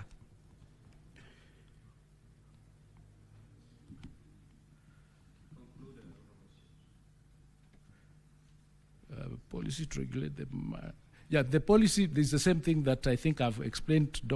Senator Joyce had requested whether we have a policy to bring all these things together, and we are working on it. It's the same question that I think I've responded to. Thank you. Honorable Senators, will move to question number 101 by the Senator for Bomet County, the Honorable Wakili Hilary Sigei. Honorable Senator, you may proceed to ask your question. Thank you, Honorable Speaker. I also want to thank the CS for availing a response to the question which I'm straight away going to ask. This is question number 101. Question 101A, could the Cabinet Secretary provide a detailed assessment of the current state of infrastructure at Bomet University College and disclose the status of all ongoing infrastructural development projects for lecture halls, workshops, hostels, and other essential academic and support facilities. 101B, what steps has the ministry taken to ensure that the college has adequate and suitable land to meet its current and future development needs? And could the Cabinet Secretary specifically indicate whether consideration can be made for acquisition of parcels of land from the neighboring institutions? And question 101C, could the Cabinet Secretary disclose the current status of the process for granting a charter to Bomet University College and provide the projected timelines for the conclusion of this process? Thank you, Mr. Speaker. Now, Honorable CS, your written response is fairly long. You may wish to paraphrase it in the interest of time. You may proceed.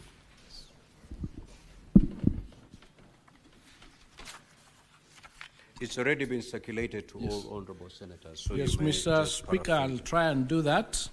With respect to question number 101A,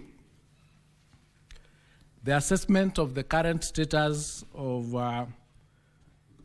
Bomet University infrastructure, you will find that under paragraph 35, attachment number BUC1,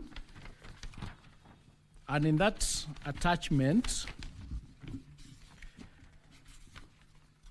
you will see the number of the lecture rooms that the institution has. There's item and then there's number. You can leave the capacity and the size. And we have a total of 58 in terms of lecture rooms, lecture theaters, assembly, auditorium, science laboratory, demonstration farms, workshops, micro-teaching, lab, GIS lab, and computer lab. There are total infrastructure of 58. In terms of what is currently being undertaken in terms of infrastructure by the college, the number is indicated in attachment number BUC2. But basically, the projects that are being undertaken as we speak include the tuition block, which is at 98% complete. Then we have the library block, is at 95% complete. We have the multipurpose hall, it's at 92% complete. We have hostels that are at 4% complete. We have civil works around the college that are 65% complete. There's the borehole drilling, elevated tank, service tank, and reticulation is at 60% complete, and the research center is at 91% complete. All right, there is a figure there that is indicated under paragraph 39. Now, on the proposed construction of the block, the administrative block, lecture theater, and associated works, you would find that the administration block is currently at 98% complete, having utilized a total of 120 million out of the 137 allocated. And then the project that has been allocated 55 this financial year in order to cover the shortfall that is remaining, and 40 million is supposed to come from the government, while 15 million will be sourced from A&A. The proposed construction of the extension of the ablution block, the works are at 91% done at a total cost of 11.9%. The amount already paid is 6 million. There's a balance of 5 million, which has been budgeted for, and that project is also ongoing. The steps that the ministry has taken to ensure that the college has adequate and suitable land. Now, the details on the table there indicate how much land the university already has.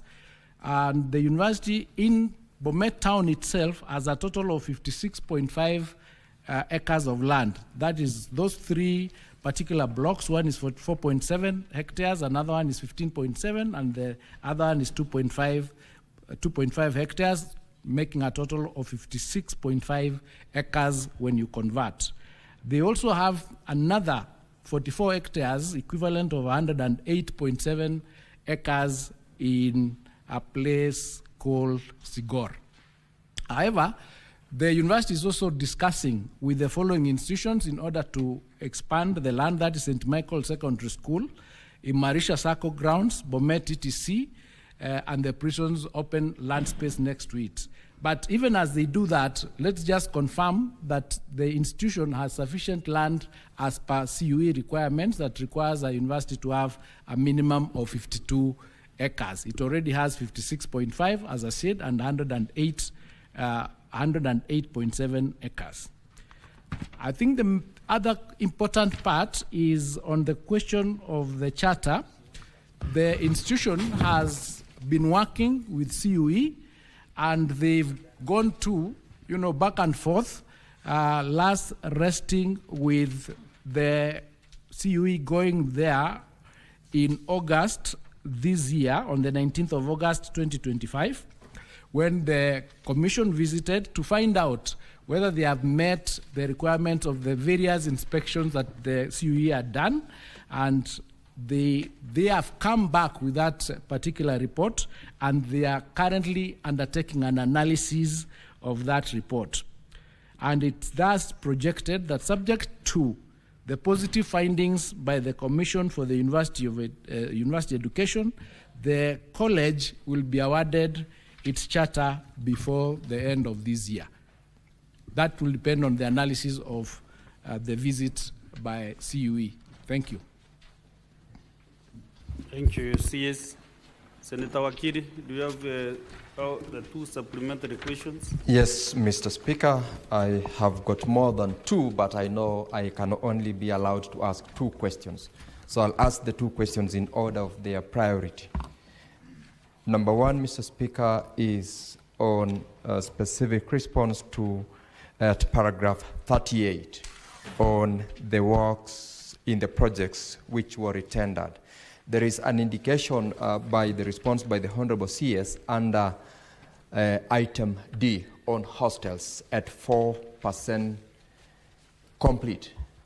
I think this must be misinformation because I'm a resident of Bomet. I am not aware whether there has been any foundation stone on the hostels within the university other than a budgetary allocation and advert that went out in the mainstream media sometimes back on the affordable housing programs that the university was allocated 800 hostels.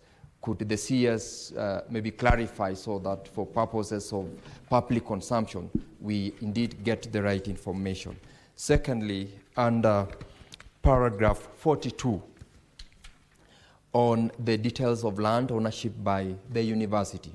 I do not know whether the Honorable CS is aware that parcel Kericho-Bomet is Kericho-Bomet town plot 437 is a subject of an active court case, and whether the ministry is involved in it and options available as regards the protection of the public interest in that particular case that is ongoing.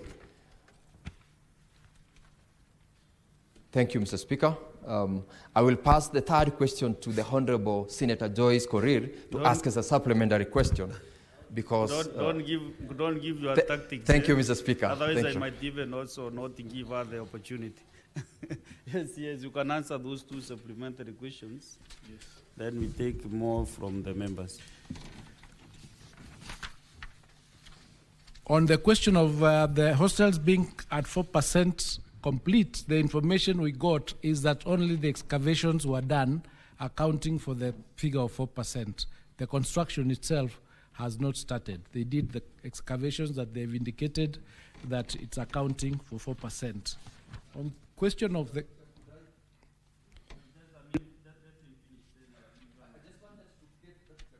Because if indeed the information is that excavation has been done, where? Is it within the institution or elsewhere? I just want the Honorable CS also not to be misled, because this is something that Wakili, you know, even in court, you don't interrupt the judge. So let us give the CS time to answer your two questions. If you are not satisfied, of course, I'm here to help you out and to sort you. So don't be in any hurry. Honorable CS, you can conclude your two Thank you, Mr. Speaker.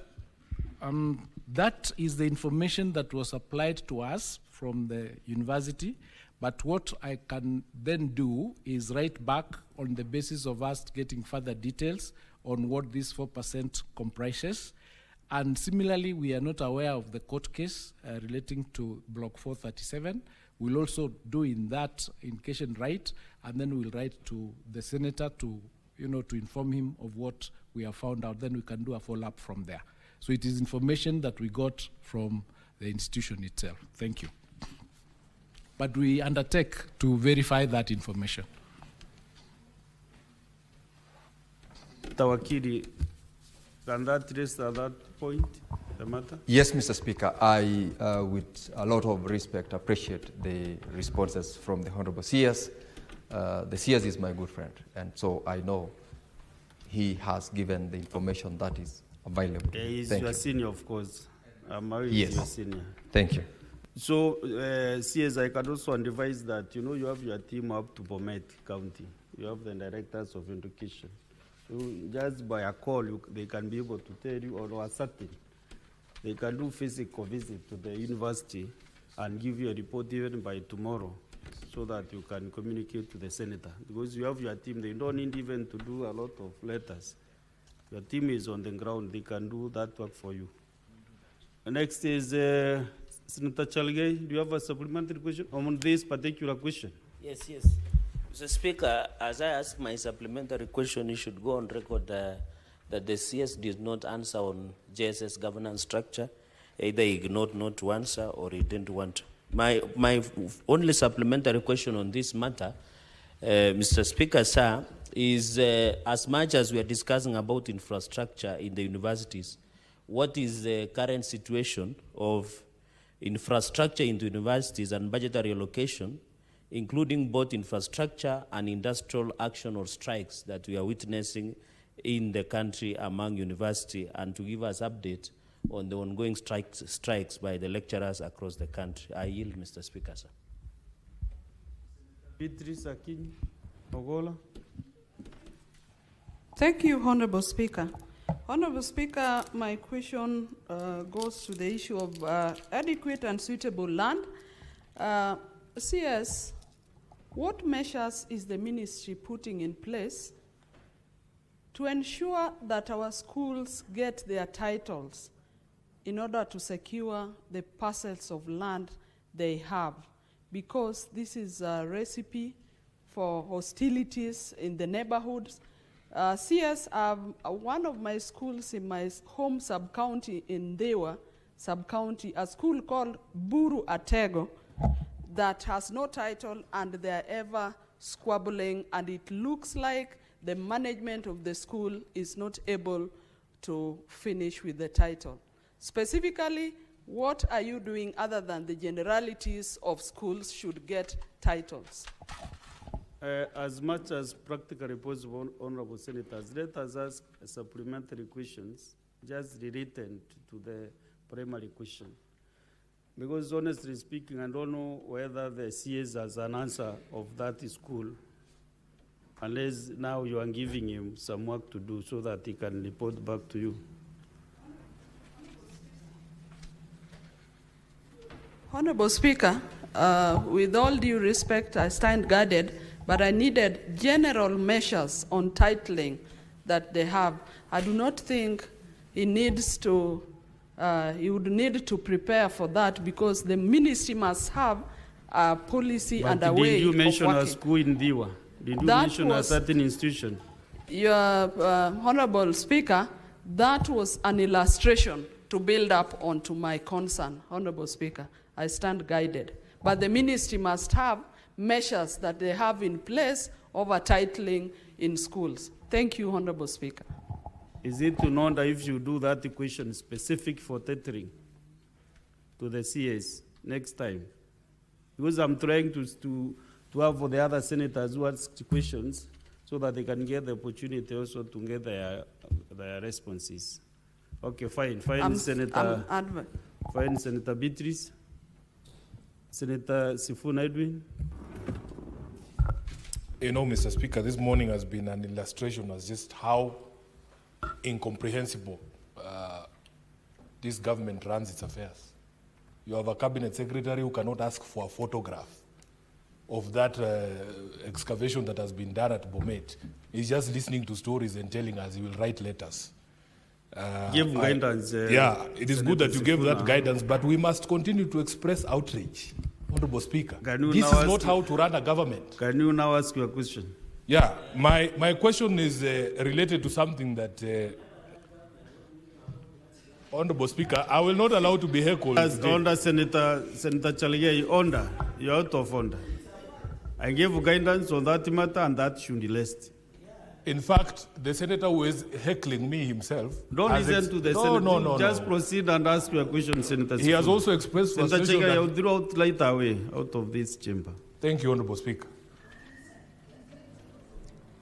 Speaker, can I proceed? Proceed. Because he has also expressed frustration that the CS has not answered his questions. Even for me, I am not satisfied with the answers that are being given. But let me say this. I pity the senator for Bomet. He is focusing on infrastructure. He is focusing on lecture halls, workshops, and all these other things. We have all these things at the University of Nairobi. The lecturers at the universities are on the third week of strike. Honorable Speaker, education is not just about these things we build. It is a whole sort of ecosystem that you build together. When will this government start respecting proceeds of legal processes such as collective bargaining agreements? What is the latest problem? Can the CS tell us today? Why are the lecturers on the streets for 3 weeks? And the students have told us, Honorable Speaker, that if the matter is not resolved today, they will join the strike. What is going on? First year students have reported to the universities, Honorable Speaker, there are no classes. They are also on the streets. What sort of government is this? Senator Sifuna, you know I directed that we ask questions related to the primary question. You know that is a very pertinent issue, Alison, which even can stop this house from proceeding in the afternoon. And I request even you just adjourn the house. You have those powers. We discuss that matter comprehensively. No, the CS is here. Don't protect him. Let him answer these questions from the representatives of the people. And even Senator Cherargei asked about the strike. These are correlated matters. CS, proceed and Let him answer tell us those if we are two, safe three or the questions. students will be here. He is here. This government is overprotected by the speakers in this house. Let him answer the question. Senator I'm here. Sifuna, I you're out will- of order. Your Speaker, You know, Mr. I'm Speaker. always very lenient with you. Now you are trying to test my coolness. So, Mr. Speaker, I'll attempt to answer those questions. On the question of infrastructure, of course, we have deficiencies in infrastructure funds, and we have a lot of uncompleted projects in our institutions. The ministry, in the Department of Higher Education alone, requires close to 9 billion to be able to complete the stalled projects. These resources are not available, and we keep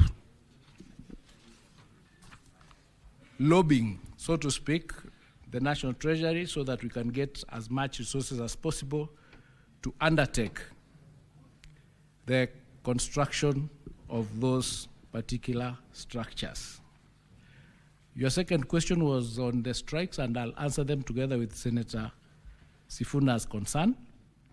But I just wish to state that earlier, I provided a response on the JS governance by referring to the Working Party recommendations and the fact that the bills are undergoing the processes that are required in order for them to be submitted eventually to Parliament, where they would then have legislative powers.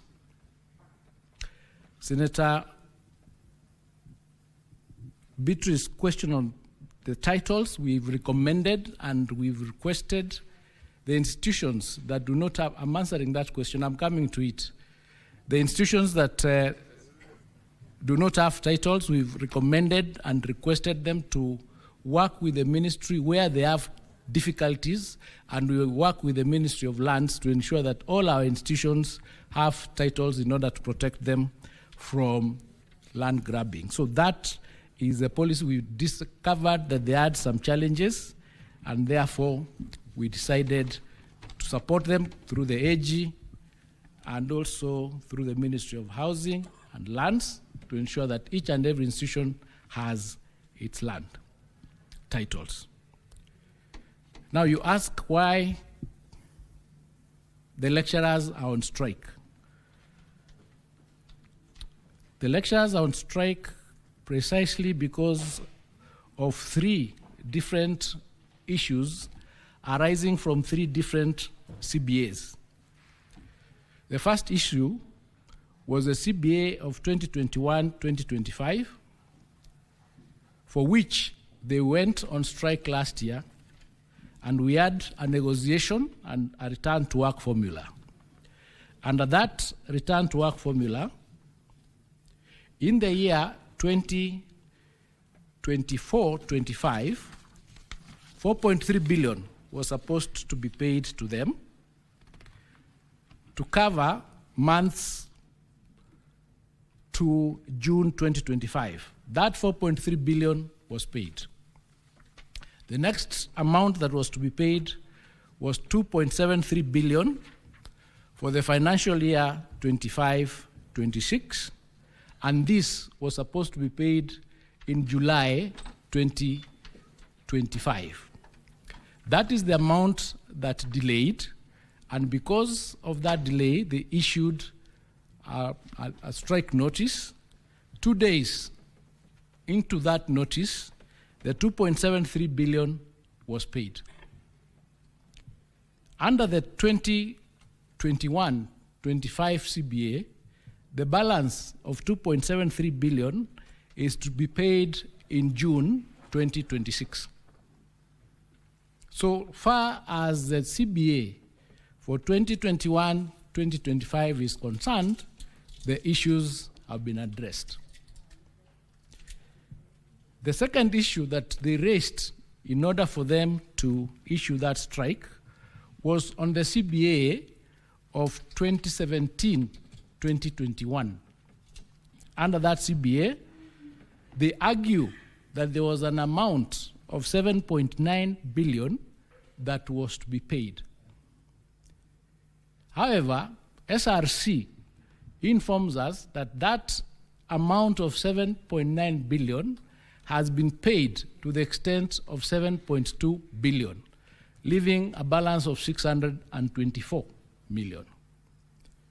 So there is a question of how much is outstanding between what the unions are asking for and what the government is saying is owed. So because of that, the teams went to court, and the court ordered that the strike be injected, and they go to a conciliator and have this amount verified, after which the settlement of it can be agreed on. So there is an order stopping the strike, which you can submit. The third issue that they raised is the issue of the CBA of 2025-2029. We had agreed that this CBA needs to be negotiated at the beginning of the cycle. The beginning of the cycle, of course, is 2025-2026. So we have from June to June 2025 to June 2026. That's the cycle of these negotiations. The negotiations begin, they are concluded, and then the CBA is signed for the cycle of 2025-2029. They were saying that this cycle has not begun, it has delayed. But they've been having meetings, they've had 2 meetings so far. So in essence, there hasn't been a delay. So the negotiations and discussions are going on to see the real point of what the issue is. But this country being what it is, the facts are crowded in the noise. So anyway, short and long of it is that the negotiations are ongoing, and we are going to have a court appearance on the 6th of October to confirm whether that conciliation process has taken place and what the outcome of it is. But the real issue is the 2017-2021 CBA, in which the verification of how much money is due in order for us to move to the next stage of how it is going to be settled is what is pending. So that is the reason why the lecturers are on strike, and I submit.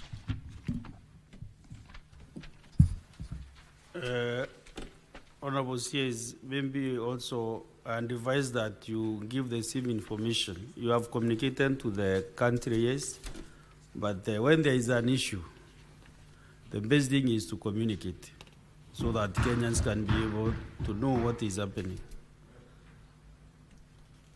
Thank you. So we can go to the next question by the Senator for Kilifi County, Senator Justice Mazayo. Question number 102. Thank you, Mr. Speaker. Mr. Speaker, I have a few questions to the Cabinet Secretary. Number 1, what are the key factors contributing to the high school dropout rates among girls in Kilifi County, particularly those affected by poverty, early pregnancies, and domestic caregiving responsibilities? Number 2, why does Kilifi County continue to face challenges in ensuring that pregnant and parenting girls return to school despite the existence of supportive policies and programs? Number 3, what specific interventions has the Ministry of Education implemented to address these challenges and support girls at risk of dropping out of school in Kilifi County? D, how is the ministry collaborating with the parents, local chiefs, school boards, and non-governmental organizations to overcome the social-cultural barriers that hinder girls' education? And finally, Mr. Speaker, allow me to ask this final question, is what measures has the ministry put in place to promote and integrate community-based support system such as mentorship programs, counseling services, and local partnership to enhance retention and re-enrollment of vulnerable girls in schools? I thank you, Mr. Speaker. Honorable CS can respond to those questions. Mr. Speaker, question 101A. Mr. Speaker, the cases of girls dropping out of school in Kilifi County have been the result of a number of factors, including poverty, that leads to school-going children to resort to work instead of education, and making them vulnerable to early pregnancies, which undermine their academic progression. According to the National Council for Population Development, The cases of teenage pregnancies in Kilifi County stood at 9,578 in 2019. Some of the factors leading to these cases are practices such as disco matanga, drug and alcohol abuse, and general poverty, which made the girls vulnerable. The other causes include inadequate parental guidance, inadequate parental involvement in the lives and education of their children, inadequate community awareness and involvement in the fight against sexual and gender-based violence and incest, which sometimes goes unreported, poverty and parental inability failure to provide basic needs for their children, poor leadership on children protection rights, and negative peer influence and pressure. Because of the multifaceted interventions by the national and county government and other actors such as Plan International, UNICEF, and TICO, the number of teenage pregnancies in Kilifi has reduced to 6,545 in 2024. Indeed, the National Council for Population and Development has identified Kilifi County as one of the success stories in the fight against teenage pregnancies. We continue to implement interventions to ensure that these cases become a thing of the past, but eliminating these cases is a key to achieving a primary to secondary transition rate of 100% from the current 99.16%. Kilifi has a transition rate of 99.16%. 102B, Mr. Speaker, the Ministry of Education, in collaboration with the Ministry of Interior and National Administration, implements the National School Reentry Program, which allows teenage mothers to return to school after childbirth. The implementation of this policy, however, has faced challenges such as low parental awareness, general poverty, which makes teenage mothers resort to work, as I've indicated, to provide for their offspring, and the lack of childcare services. 101C, Mr. Speaker, our interventions have included the following. 1, implementing the 100% transition policy and working with local administration to ensure that all persons of school-going age are in schools. This current transition rate in Kilifi County stands at 99.16%. The provision of Elimu scholarship and Wings to Fly scholarships to support vulnerable girls, a promotion of menstrual hygiene support to help reduce school absenteeism and teen pregnancies, strengthening guidance and counseling and life skill programs in schools, conducting gender sensitization and awareness programs in schools to help with that reduction. Mr. Speaker, may I be allowed to answer D and E together? The ministry collaborates with local leaders through community engagement, NGOs, which work with the ministry to also actively involve parents, chiefs, and village elders in discussion and program implementation to foster community-wide understanding of the importance of girls' education. In collaboration with partners, we also organize capacity building forums where local leaders and community members are trained and empowered to become advocates for girls' education, thereby helping them to change perceptions and address resistance to girls attending schools. During annual general meetings, Mr. Speaker, in schools, ministry officials sensitize parents and guardians on the importance of girl-child education. In addition, schools' boards of management are inducted on these matters as well. Our approach emphasizes community-based support through mentorship programs, and local leaders such as chiefs are involved in mopping up the girls who have dropped out of school to re-enroll. I submit. Minority Leader, do you have any supplementary question? Okay, good. Senator Sifuna Edwin.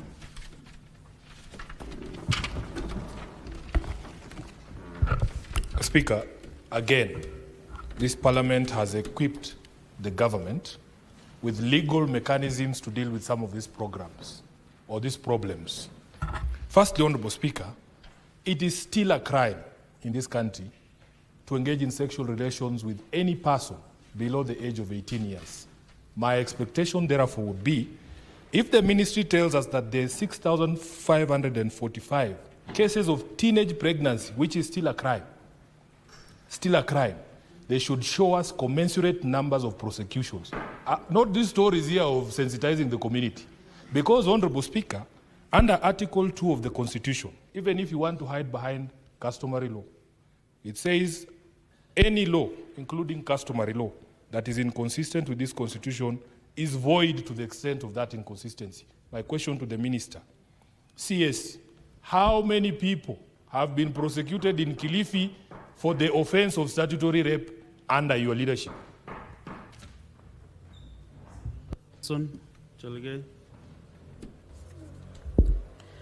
Mr. Speaker, sir, the challenges that Waziri has highlighted is across the country.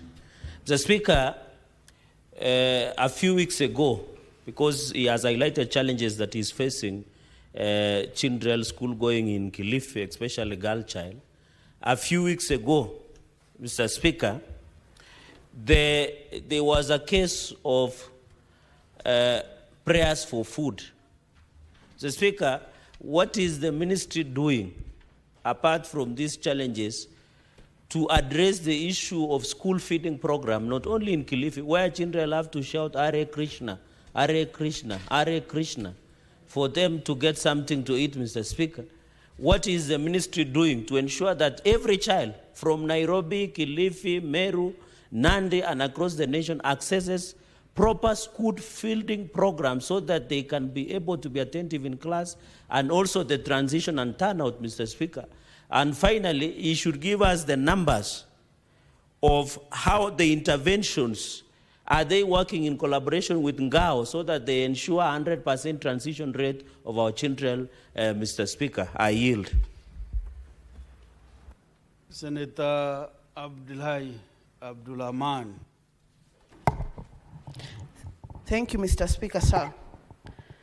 My question to the CS is the CS aware that Kenya is ranked second globally as the leading country with child parents globally? 2, is he agreeing with me that young parents or child parents are a constituency in itself, and that the Children Act cannot be a remedy to the disease that we are facing as a country, and that it is time for the ministry to speed up and help I, as the sponsor of the child parent, the care and protection of child parents bill, so that we speed it up at the National Assembly for concurrence, so it becomes an act, so that it remedies all that is happening within our counties. Given that Kilifi is no longer the leader in child parents, the statistics given by Kenya National Bureau of Statistics, it is that the Ma community is now leading with child parents. Can you give the question, or do you need to be assistant to know? My questions are 3. No, you can't ask. In one, no. I'm asking the CS if he to know the question. Mr. Speaker, I'm asking the CS if he agrees that the child parent is a constituency in itself, and it needs an independent law to remedy the problem that we are facing, given that we are ranked second globally with child parents' children. Thank you, Mr. Speaker. Senator Mazao, now you have a supplementary question. Okay. Yeah. Thank you, Mr. Speaker. Mr. Speaker, the CS has said that the ministry has provisions for Elimu and Wings to Fly scholarships. Could he be in a position to give the list of names of those students in Kilifi who have benefited from these Wings to Fly? And secondly, maybe on the side of the promotion of menstrual hygienic support, these female girls, to the girls, would he be kind enough to name the schools where they have been supplied to? Thank you. Now, CS, we start with the owner of the question, Senator Mazayo. Then you respond to the others. In just a minute, Senator Beatrice, let us first get the response. We have like 10 minutes to conclude with the CS education. To Senator Masayo's supplementary question, we do not have the data right here with us, but we undertake to supply that data on the Elimu and Wings to Fly scholarships, on the names and the beneficiaries of the students from Kilifi, and also the schools to which these facilities for ministerial support have been supplied to. So we undertake to do a letter and submit that report to you. To Senator Sifuna's question on the number of cases that have been prosecuted, this is to inform the Senate that the cases are prosecuted by the DPP, and we do not have the numbers as we speak, but we can get in touch with the DPP and supply the data to the Senate of the cases that they are currently undertaking relating to the sexual offenses and teenage pregnancies of the children across the country, including Kilifi. So we undertake to supply that particular data because it wasn't really part. On the question of, I think Gerald Guy did ask the question on access to food. Currently, the government is having a school feeding program where we are feeding 2.6 million children across the country. But statistics indicate that we need to be able to feed up to 10 million children. But the resources and the budget is not available to meet that number, and we keep enhancing that number, and we'll continue working with the government to ensure that that number increases to the 10 million target. With respect to the issue of the school feeding program and religion in Ganze that was highlighted, that particular project and program is under investigation as we speak, but the government has stopped that particular sponsor from continuing to supply or to feed the children in that particular area until we get to the bottom of the matter. I submit. The last two questions from Senator Beatrice Akin. Senator Sifuna, your answer has been given. We just wait for the Senator Sifuna. I think we are really digressing on these issues. When the CS commits, actually what we should ask is when. CS, when will you provide that list? From both Mazayo, Senator Mazayo, and the list from Senator Sifuna of the prosecutions. Mr. Speaker, in 7 days' time. May I answer the question to... We as a government... The commitment on the yes, list? 7 days, within 7 days. Okay, fair enough. Question from Senator Miraj. Yes, for Senator Miraj, we as a government will support any initiative and any particular program that will protect our children. So we'll work with you to give you the necessary support for that bill. Senator Beatrice. Thank you, Honorable Speaker. Honorable Speaker, on the issue of the You know, we ask only one supplementary question, Minority Rinda.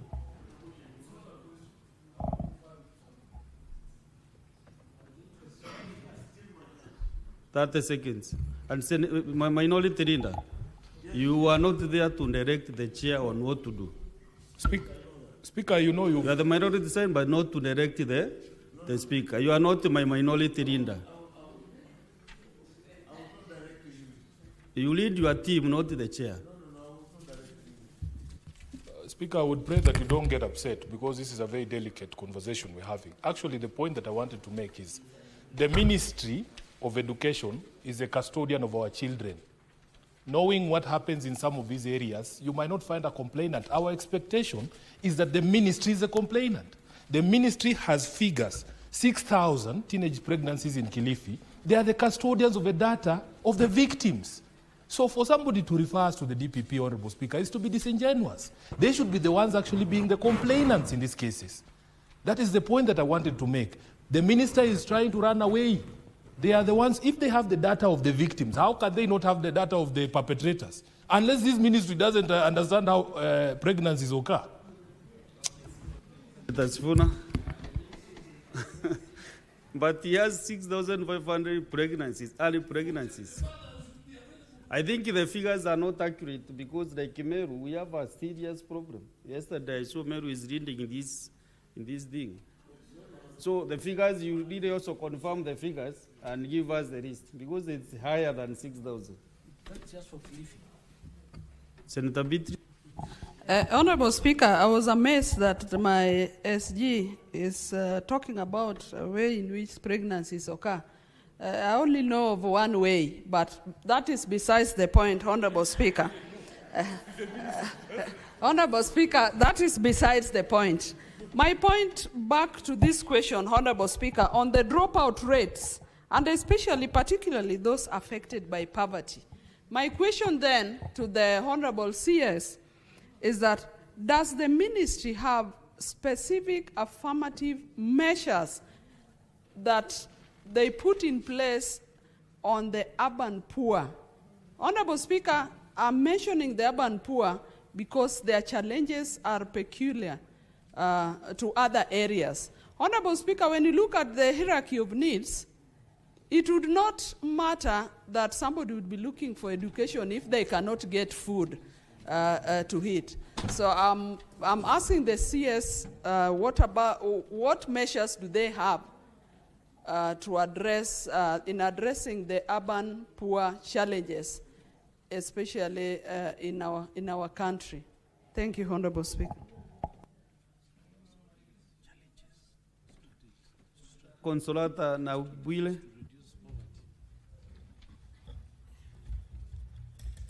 Thank you, Mr. Speaker. My question is on the low retention and dropouts, school dropouts. Especially in Bungoma County, which is due to abject poverty, menstrual hygiene, and many other related cases. I would like to ask the CS, Buonamigos, to substantiate the fact about the implementation of the Children's Act 2022 that protects the best interest of the child in regard to provision of free primary education, secondary education, and care and protection. Because so many school-going children are suffering in Bungoma because of the laid down reasons, and there is also a lot of SGBV that is prevalent in Bungoma County. So kindly help us understand the strategies that the ministry has put in place to curb this anomaly. I submit. CS, answer those three questions as we conclude.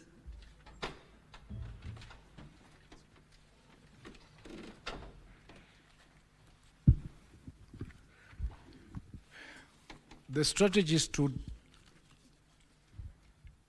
increase and retain a high number of retention of children in schools will include the provision of school feeding programs in those areas, in those poor areas. We also have boarding schools, low-cost boarding schools that we encourage to allow the children to be in boarding institutions, and provision of bursaries to those parents or to those homes that are needy. That helps with the retention across the country, whether it is in Kilifi or Bungoma, and even areas of urban poor.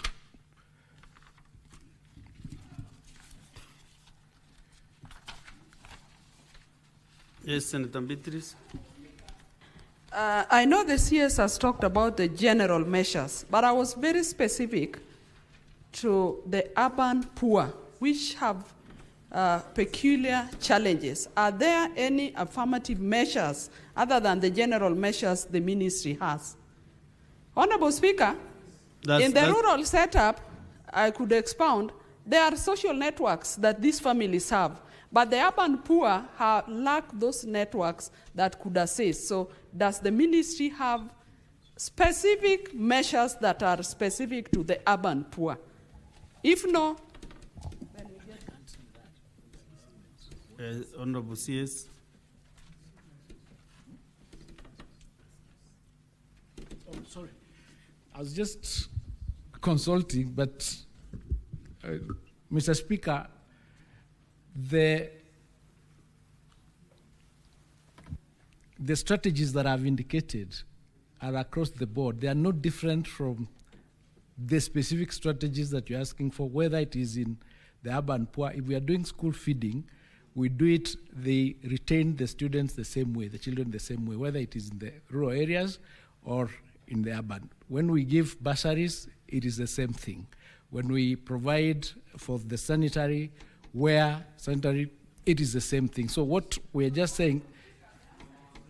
You know, that's not how we conduct business, honestly speaking. And if the CS are not satisfied, just visit the office, his office, and discuss issues on the urban poor and the rural poor. Your office is open, I think, CS? Yes, it is. Yes, have a cup of tea with the CS and discuss. That is a general thing that can help this country. Yeah, so let us just not pressure. Thank you. To get the questions. We are also... Now, because actually, if he was prepared, he could have come with that answer, Honorable Beatty. To be fair, either you bring a question or you visit the ministry to discuss with the technical team, give them advice, you know, so that we can help our country. I feel not to give you another chance.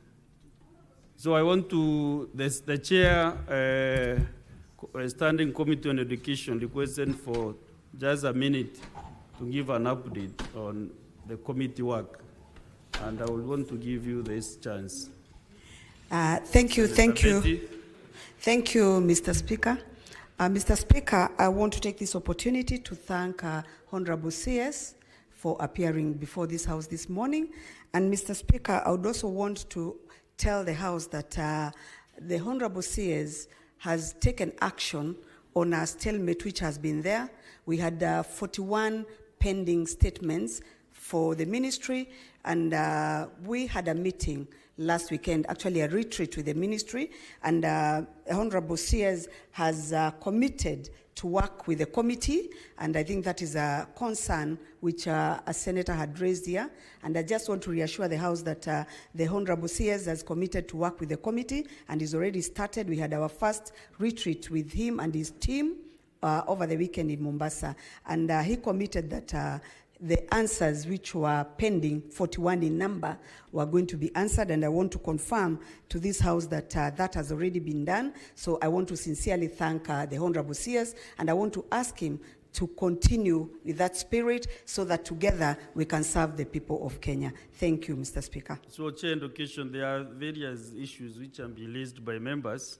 Therefore, since you have that good working chemistry, assist also the members with the questions that they have asked and also the timelines so that we can really be able to move forward. When I spoke to speak, I said that there's another committee at the other house which has failed to unlock a few things which the Senate committee can be able to do. So we are ready to support you. You know, we meet at the liaison. As the chair, I'm ready to support your committee to assist this country on matters of education.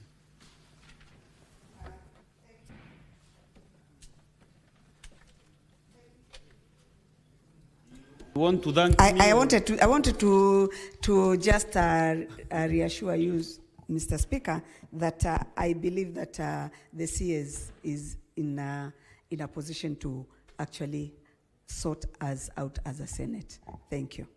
Honorable CS, thank you very much for your time and for answering these very many questions. Don't tire to respond to the Senate. The Senate is a house of reason. we can be able to assist this country in a very big way, even unlocking those the support you need in the budgets. We're almost there now, so that Senate also can participate in the budget making process. And I know, I'm aware we must achieve that. So thank you very much for coming this morning, and all the best in your endeavors. Thank you, members. Thank you, Mr. Speaker. I'm grateful. And may I say something, Mr. Speaker, before I go? Please, go. Let me just say that because of the fact that we work for the learners in this country, we need all the support we can get, including ideas. If there's a suggestion that you can give us to resolve some of the issues that we know exist, we should be able to work together to ensure that we have that, so that we can have a good system working for our children. So let's continue working, and we're happy to answer the questions and get a way forward in some of the challenges that we face as a country. Because there's no them, there's not you versus us. We're in this together, because these are our children, across the board. So really, we have an obligation and a responsibility just to ensure that we get the right solutions to the problems that we have, because they affect all of us. So thank you so much. I'm grateful. Asante. Thank you, Waziri. Thank you, Waziri, for that suggestion. And may I say that the idea to do an audit of the bursaries came from the Education Committee when we met at the retreat. We agreed that it is important. I think it's Senator Muman, the chair, who suggested that it is important for us to get to know. So when we work like that and maybe a directive is given, it's easier for us then to implement and get a solution for it. Thank you. Before you leave, CS, that is a matter, so that was my concern. Yeah. And I think that is the best thing you can do for us. Yeah. Just do the audit as quick as possible, so that we can see how those figures can be streamlined in the Ministry of Education. Thank you very much indeed, and all the best. God bless you. Thank you, sir. Now, we have 3 other questions, which is question 81, 82, and 83 by Senator Karen Nyamu. So since she is not here and she has not given it responsibility, I drop those questions. And then there is the next CS who was to appear is the CS Tourism and On-Drive. And I'm told the CS is around, and also Senator Joyce Korir is here. So can you kindly usher in the CS? Just one question, yes, which will take us 25 minutes to clear, and then we can go to the next business.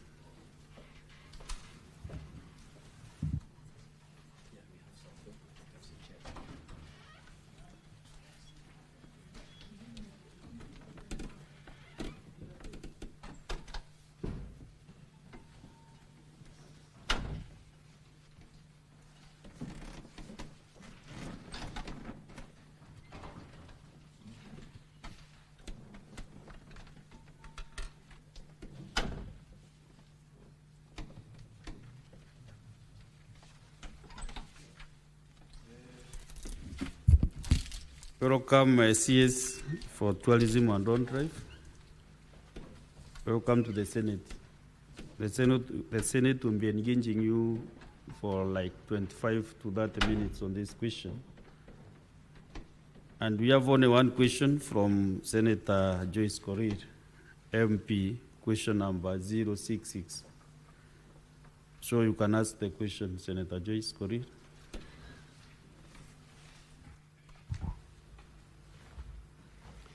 Yeah, thank you very much, Honorable Speaker, for giving me this opportunity. I must also take this opportunity to welcome the Honorable CS for Tourism to this House.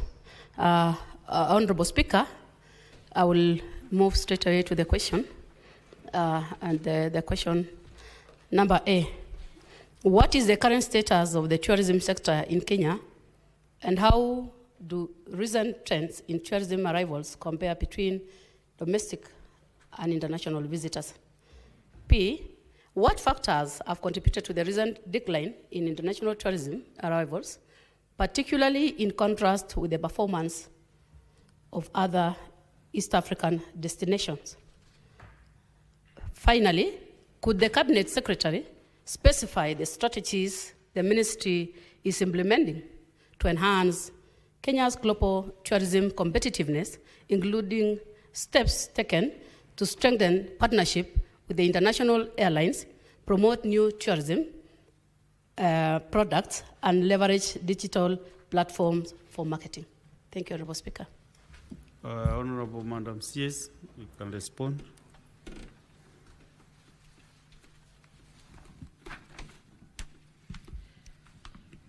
Thank you very much, Honorable Speaker and honorable members.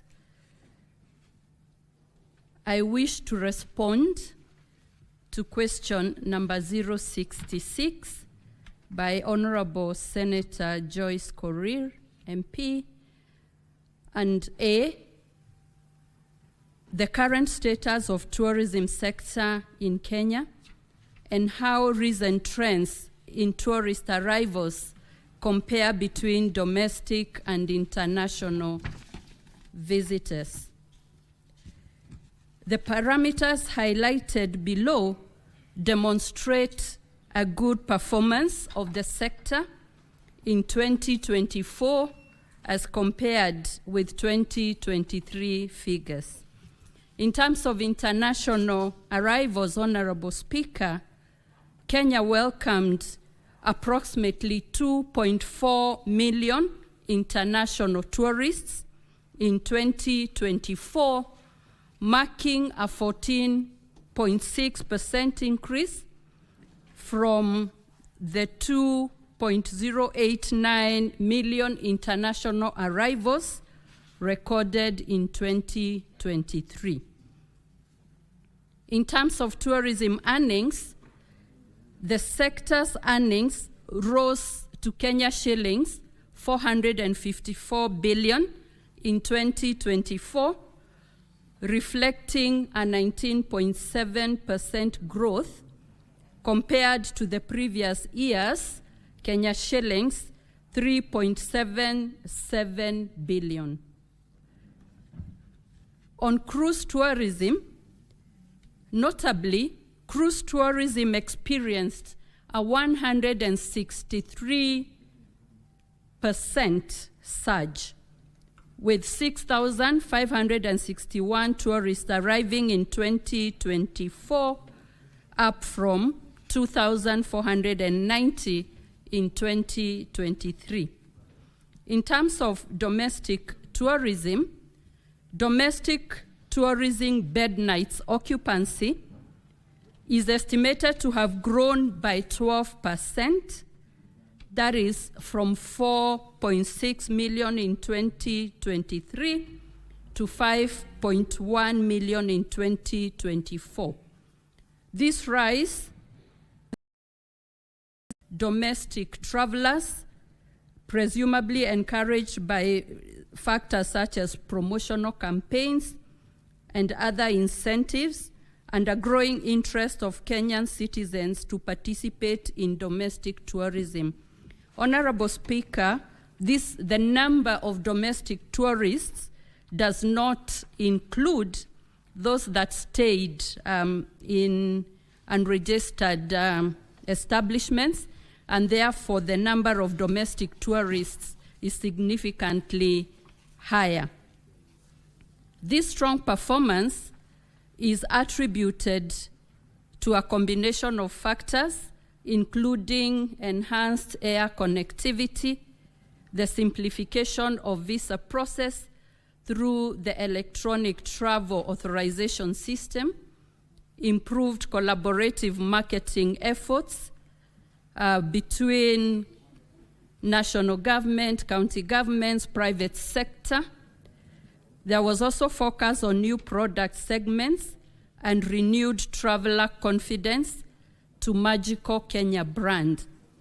It is worth noting that domestic tourism has played a stabilizing role during global travel downturns. As international travel normalized in 2024, domestic tourism continued to grow, showing that both segments complement each other in building the sector's resilience. Honorable Speaker, question number B, what factors have contributed to the recent decline in international tourist arrivals, particularly in contrast with the performance of other East African destinations? My response is that Kenya did not record a decline in international tourist arrivals in the year 2024. On the contrary, the country posted the highest ever inbound arrivals and earnings in over a decade, and this performance is even better than pre-COVID. The country outperformed many regional peers in key indicators, and in terms of the East Africa community, Kenya recorded the highest numbers.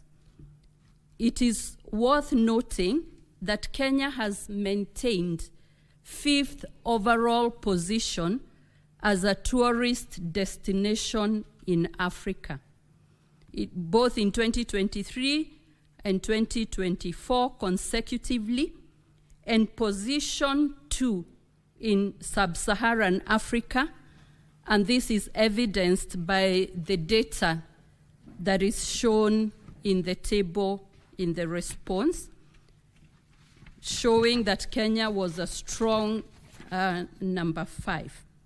In comparison with other East African destinations, the country has led in international arrivals. In 2024, we had 2.4 million arrivals, followed by the United Republic of Tanzania at 2.1 million arrivals, Mauritius 1.3 million arrivals, Rwanda 1.3 million arrivals, and Uganda 1.3 million arrivals. Kenya was also 4th position in Africa in the countries that surpassed the pre-COVID arrivals by a bigger margin, as demonstrated in the next figure. And you can see that Kenya surpassed pre-COVID figures by 11%. The country also witnessed improvement in the level of foreign direct investments in the tourism sector compared with other African countries, and we have demonstrated that in the figures that are shown there. Therefore, Honorable Speaker and members, Kenya continues to assert its superiority in the regional tourism landscape. This achievement underscores the country's strategic positioning as East Africa's leading tourism hub, driven by its diverse offerings, ranging from world-renowned wildlife, the safaris and pristine beaches at the coast, to vibrant cultural experiences and robust meetings, incentives, conferences, and exhibitions, popularly known as the MICE sector. The country's well-developed tourism infrastructure, consistent international marketing efforts, and commitment to safety and sustainability have further cemented its appeal to global travelers. While at that, to add that the 2025 performance, the indications as of now, is that we continue to have a positive performance in the tourism sector.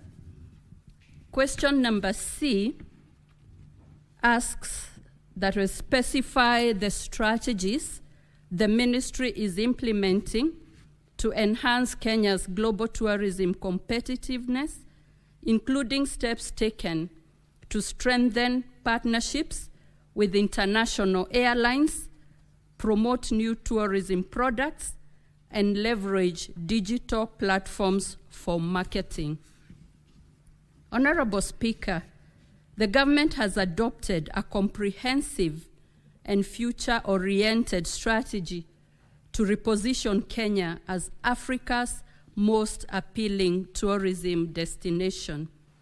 The approach is to closely collaborate and partner with other enabling ministries, departments, and agencies, and the private sector, such as travel agents, tour operators, airlines, counties, and even other service providers to grow tourism sector earnings to Kenya shillings 1 trillion annually by the year 2027-2028, with 5.5 million international arrivals and 7.5 million domestic bed nights.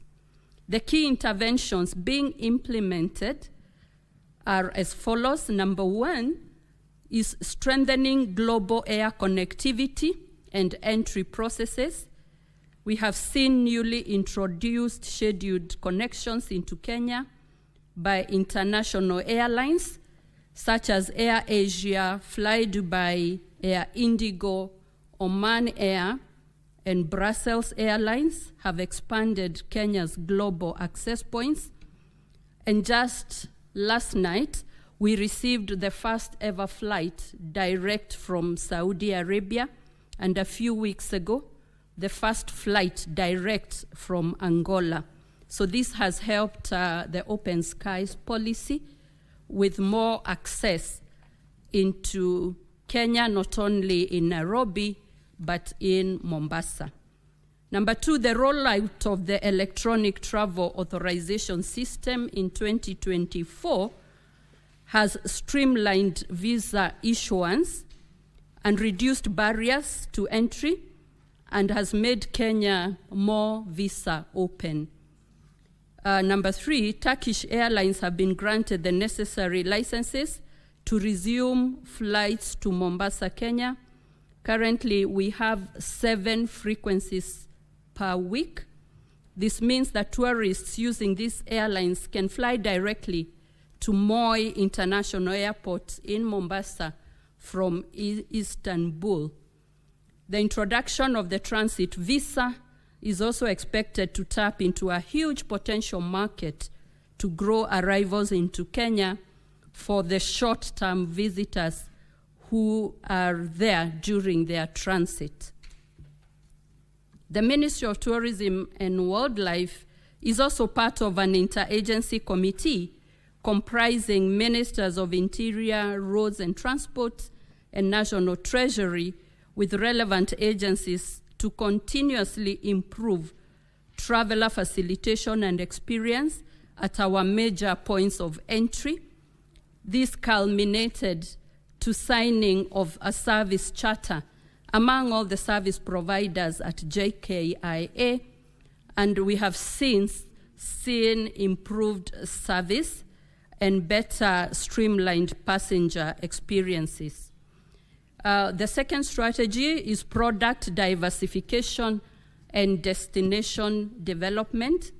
Kenya is broadening its tourism offerings beyond the traditional wildlife and beach products.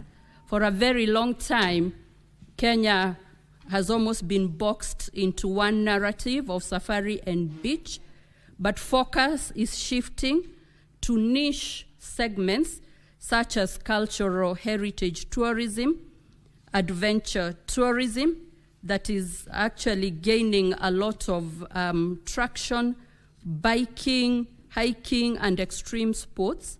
We have seen medical and wellness tourism, especially targeting African and Asian markets. We have cruise tourism, And like I've said, it saw a huge increase of about 163% growth in 2024. And this signals a revitalized cruise tourism sector in Kenya. We have B-Leisure, business and leisure tourism, that goes together with the MICE, meetings, incentives, conferences, and exhibition tourism, which contributed 27% of all tourism arrivals in 2024. A new segment that has come in is education tourism, attracting a lot of education tourism in the region. Sports tourism, Kenya being the home of champions, is attracting quite a lot of tourism in that regard, including athletics, golf, World Rally Championships, and others.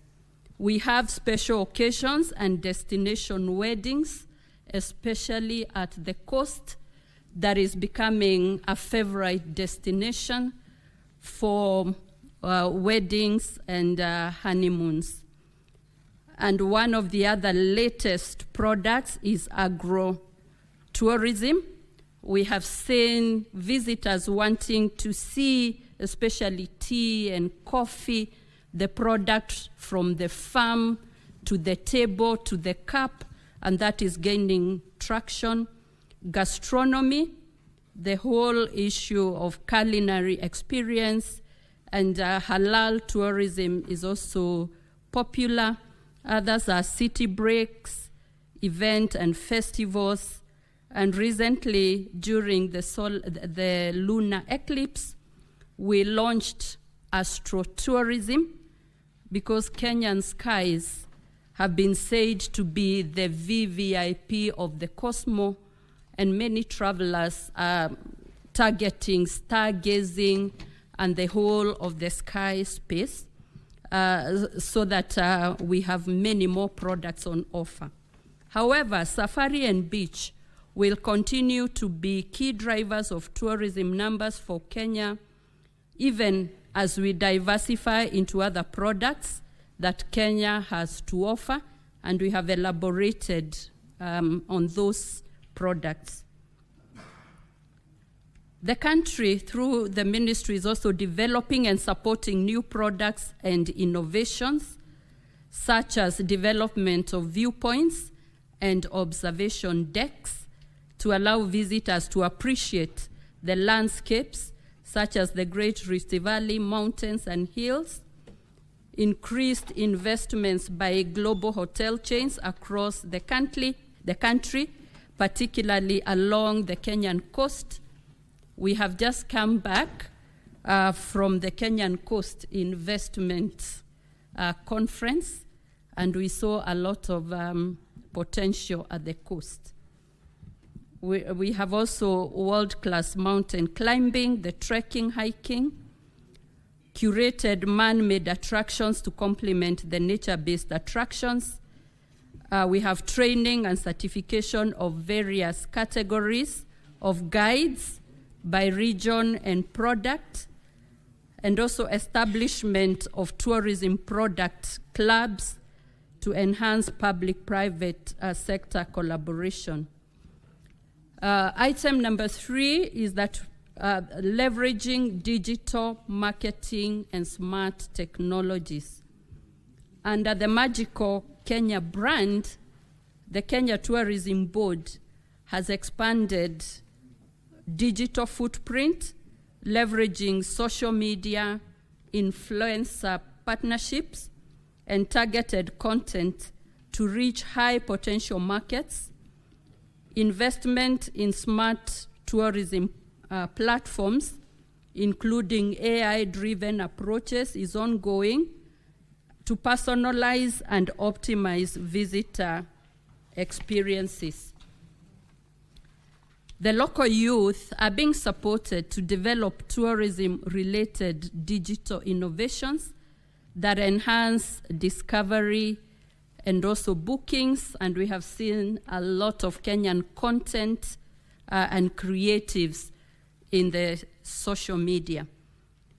The Ministry of Tourism and Wildlife is establishing a Youth in Tourism and Conservation Innovation Hub to empower youth as agents of change in the tourism sector. This hub will be a central point for coordinating youth-led tourism initiatives. The other initiatives include supporting MSMEs and job creation in line with the bottom-up economic transformation agenda. The ministry is supporting community-based tourism initiatives, equipping operators, artisans, and guides with training, financing leakages, and market access. And we are working with county governments to bring more rural and peri-urban areas into the tourism ecosystem. MSMEs and youth entrepreneurs are also being empowered to create income-generating tourism services and experiences, and this is in partnership with the relevant ministries. Other policy interventions and initiatives that are ongoing is establishment of national tourism amenities. This initiative involves enhancing tourism infrastructure across all circuits to improve visitor experience, comfort and accessibility, safety, security, and overall sector sustainability. We are also enhancing tourism. Honorable CS, yes, I'll request you to since we already have that presentation, yes, to summarize the remainder because members would want to ask questions.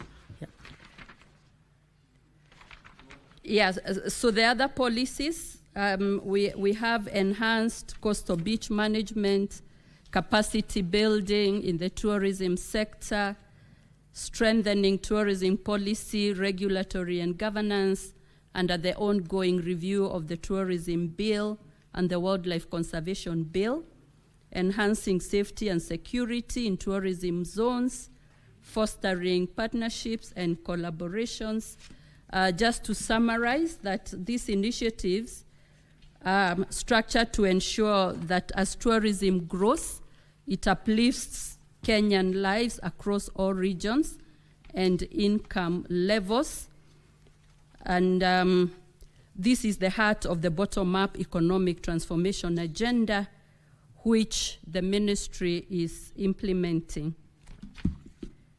It is my hope that this response will clarify the information that was in this question. And just to summarize that we've had a very good performance in the tourism sector in Kenya. Thank you, Honorable Speaker. Thank you, Honorable CS. Honorable Senators, just to declare a little interest, Honorable CS Rebecca Miano was my classmate, indeed roommate, at the Parklands campus. So, but to indicate, you can see how thorough the brief is, but it is, the members will determine whether she has adequately answered the questions. Honorable Korir, you have 2 more supplementary questions to add, and then the CS can answer. Yeah, thank you very much, Madam Speaker. Allow me to really congratulate the Honorable CS for a very elaborate response to the questions that I raised. Indeed, I want to say that she is trying her best, and it's only that, Honorable Speaker, we still have a long way to go, bearing in mind that the international arrivals are still at 2.4, and the third one, or the fourth one, being at 8.9, and the third one being at 10.2. So we are still far much behind in terms of really making sure that we are at pace with the first countries. But I want to say that indeed she has tried her best. Finally, Madam Speaker, allow me to just have a supplementary question on how is the ministry working with other agencies to counter the negative international perception about the Kenya's safety as a destination. And finally, Madam Speaker, is the issue of whether there is a framework to support small and medium enterprise, SMEs, in tourism value chain. Thank you. Honorable CS.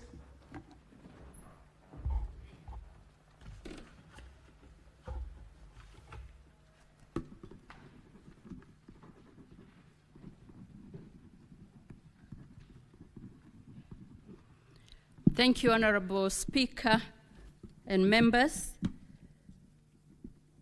The Ministry of Tourism and Wildlife is working closely with the Ministry of Foreign Affairs, with the Ministry of Interior, and other relevant ministries, including the foreign missions, to ensure that the narratives that could mislead our visitors are well countered with factual information and data.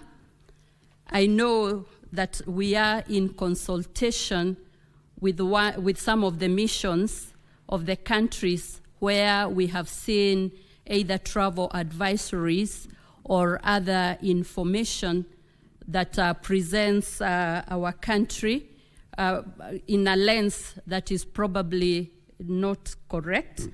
And this is bearing quite a lot of fruit. A lot has to be done. But also the ultimate is enhanced marketing and to showcase the products that Kenya has. Lately, we have also seen increased endorsement and testimonials from the visitors themselves who come in and then just give a description of what they found in Kenya. We are also conducting exit interviews from our visitors, and we believe that all these efforts are going to change the narrative. We also would like to recognize the effort by His Excellency, who is our Tourism Ambassador 001, in every international forum where he goes.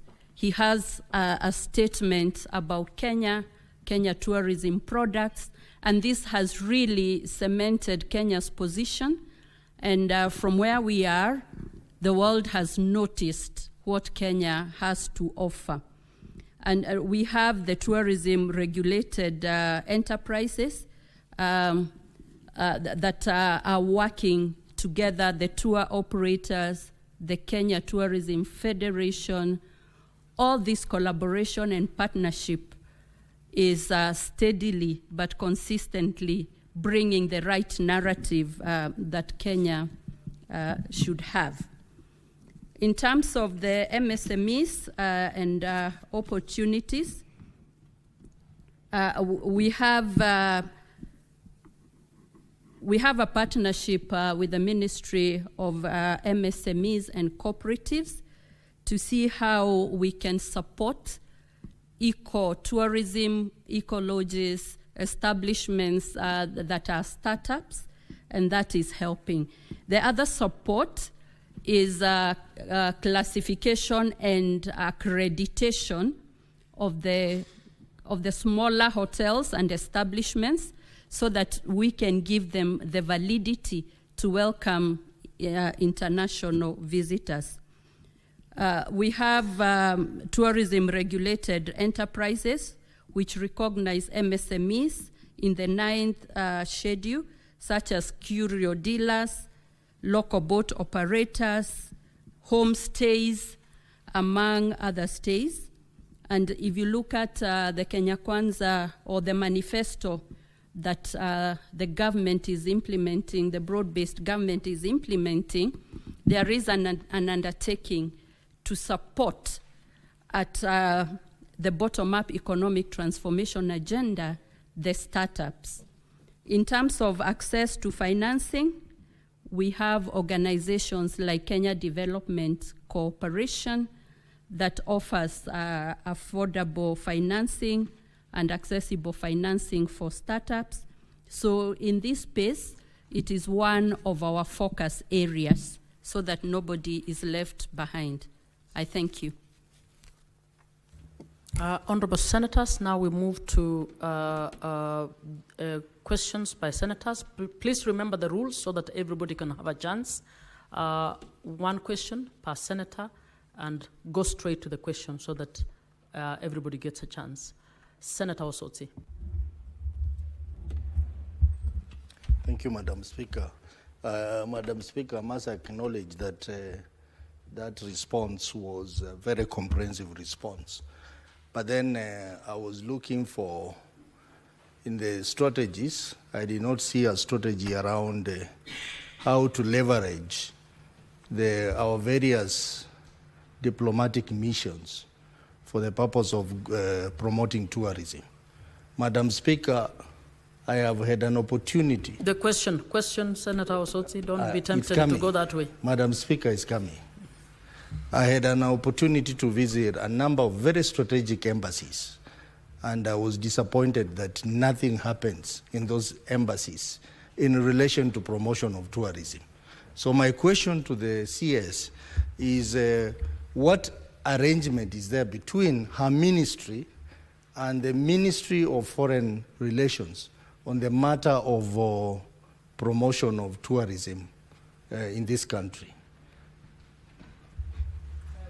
Two more questions, and then the CS will answer, and then we'll take another final set. Senator Miraj. Asante Bispika, kwanza nimpongeze waziri kwa kazi nzuri ambayo anafanya, lakini pia niendeleze mjadala ambao tulikuwa nao kule Mombasa wakati tulikuwa tunapokea ile meli ya watalii. Kulikuwa na ile hitilafu ya malipo ya wageni wanapokuja. So wageni wengi walikuwa wanabaki katika meli, wanashindwa kushuka na kutumia senti ambazo wako nazo. Je, kama wizara mmefikia wapi kuona ya kwamba wageni wote ambao wanakuja na zile meli za kitalii wanaweza kushuka bila vikwazo ili tuweze kuzipata zile senti? Asante Bispika. Senator Eddie Okech. Thank you, Madam Speaker. Madam Speaker, I do note always when the minister comes here, and I do note this with serious concern, that successive ministries of tourism have over the years not budgeted for for investments in tourism in the Western Kenya region. And this would be, the Western would be Nyanza and the traditional Western counties that as we know them. And Madam Speaker, even in the presentation that I've seen here, despite being in depth as we have seen, I haven't seen Kenya shillings to Kenya shillings investment and targeted coordination towards this area. So my question is, Madam Speaker, how has this particular ministry included in its development budget funds for Western region tourism, and particularly looking at areas such as Lake Victoria in general, where there is serious maritime opportunity, Ruma National Park in Homa Bay, Mount Elgon, this is in Bungoma County, Webuye Falls, and even in where I come from, Migori County, Thimlichoinga. What are the strategies, and is there a proper coordination of those investment and funds with county government so that as senators we can be able to track and trail that kind of investment to be able to bolster tourism in that area? Thank you, Madam Speaker. CS, you may answer those, and then we take the next.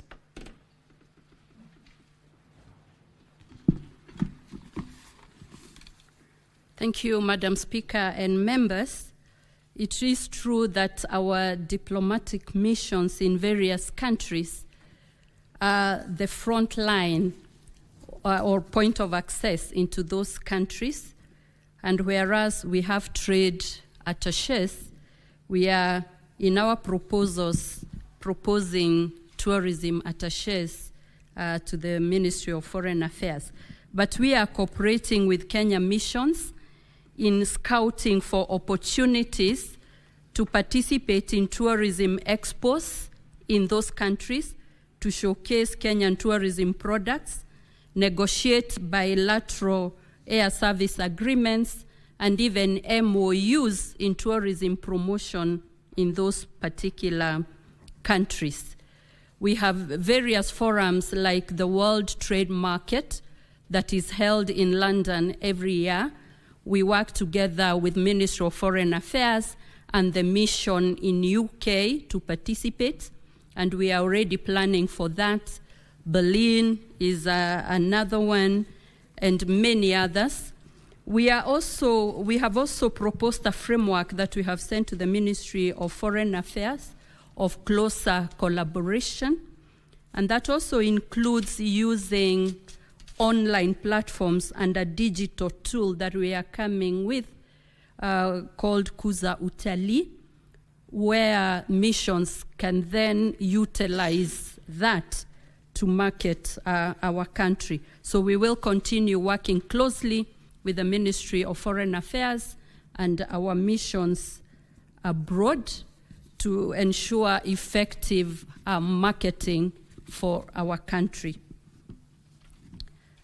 The next question is about the cruise tourism. And when we welcomed the cruise ships earlier this year, several challenges were identified that stopped visitors disembarking from the vessels and getting into Mombasa and other areas. And the main one was the requirement to apply for an ETA individually on arrival. His Excellency the President did give us a directive that we work with the cruise lines and the Ministry of Immigration so that we utilize the information already available and the manifest, so that by the time they arrive, their immigration documents and the ETAs have been processed, and that will enable them even have already planned tourism circuits the whole day. So Mheshimiwa, tumefanya mengi kutatua hilo changamoto ambalo tulielezwa siku hiyo, na Rais alituamurisha tuhakikishe ya kwamba hayo yametatuliwa. Nina furaha kukujulisha kupitia Wizara ya Immigration hayo yametatuliwa. Na sasa kutoka mwezi wa 10 mpaka mwezi wa 3 ile season ya meli na cruise ship inaanza, na tutatarajia ya kwamba tutapata wageni wengi wakitoka kwa meli kwenda mjini, hata kwenda safari kama ni Savo ama pahali pengine. Asanti. The next question is on the Western Kenya circuit. Last year, in 2024, specifically on 27th of September, which was the UN Tourism Day for 2024, we unveiled 9 tourism circuits across the country. And that included the Western Circuit. The Western Circuit is a very rich tourism circuit. We are working together with the county governments, just because of the devolved functions, to map out the tourism attractions per circuit so that we develop them and be able to market them at the national level using the Kenya Tourism Board and other facilities that we have. In terms of the Western Circuit, we have very, very unique products. And last year, we spent a whole week in the Western Circuit, 1 week towards the end of September. We unveiled and showed the country and the world what there is.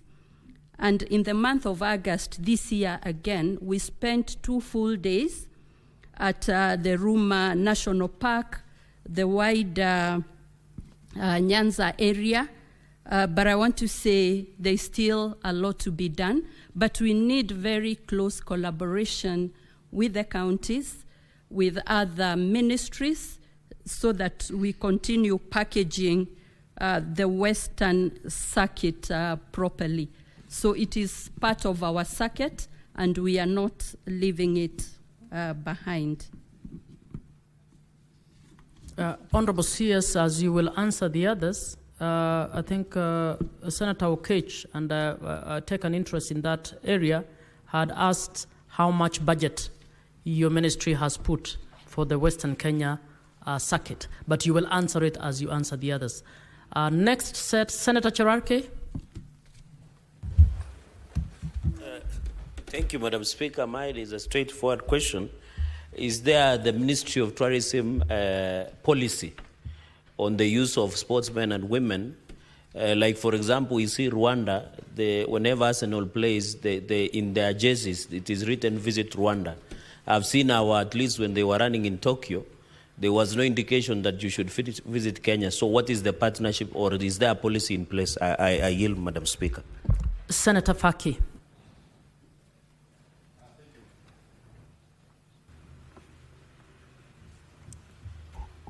Thank you, Madam Speaker. First, I wish to commend the CS for the elaborate responses that she has given. And I also want to commend her on the resumption of some of the international flights to Mombasa. I can see Turkish airlines are coming in. Rwanda is also coming in. Uganda is already flying. And I think going forward, we're expecting also maybe British Airways and KLM to be on the queue. However, my question is on regard to the Mamangina waterfront. During your last visit in this chamber, you indicated that plans are underway to hand over the Mamangina waterfront to the county government of Mombasa. How far have you been able to actualize that? Because it's now a big problem for the people of Mombasa, because whenever they want to host their events, they have to run to the ministry for permission to be able to use the Mamangina waterfront grounds. Yet, they belong to the county government of Mombasa. Thank you, Madam Speaker. Senator Kisang. Thank you, Madam Speaker. Madam Speaker, I also join my colleagues to commend the CS for elaborate answers. However, it looks like the minister has focused more on tourism and neglected wildlife. The reason why I'm saying this, Madam Speaker, the people of Elgeyo-Marakwet County along Keria Valley are suffering because of elephants.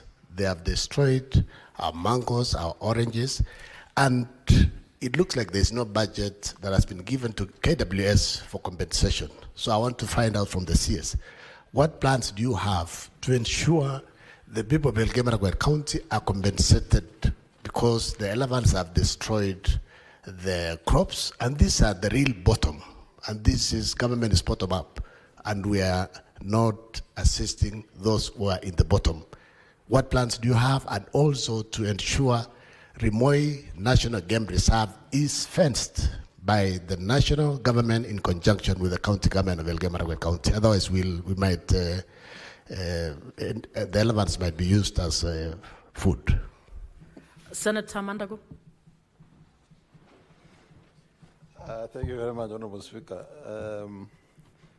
I'm just wondering whether the shortage of meat in Elgeyo-Marakwet, while we know very well they are very tasty coats. Senator Mandago, would you kindly ask your question? Thank you very much, Madam Speaker. Madam Speaker, my question to the Cabinet Secretary is on sports tourism. I see as part of the strategies to expand the menu in tourism is sports tourism. What I would like to know is what is it particularly the ministry is doing in terms of sports tourism in athletics? Because that is what can open up Elgeyo-Marakwet, Nandi, Uasin Gishu, Trans-Nzoia, and Cherangani. And as they do that, Madam Speaker... There's only one question, please. I'm still continuing with the question. It's very long, Madam Speaker.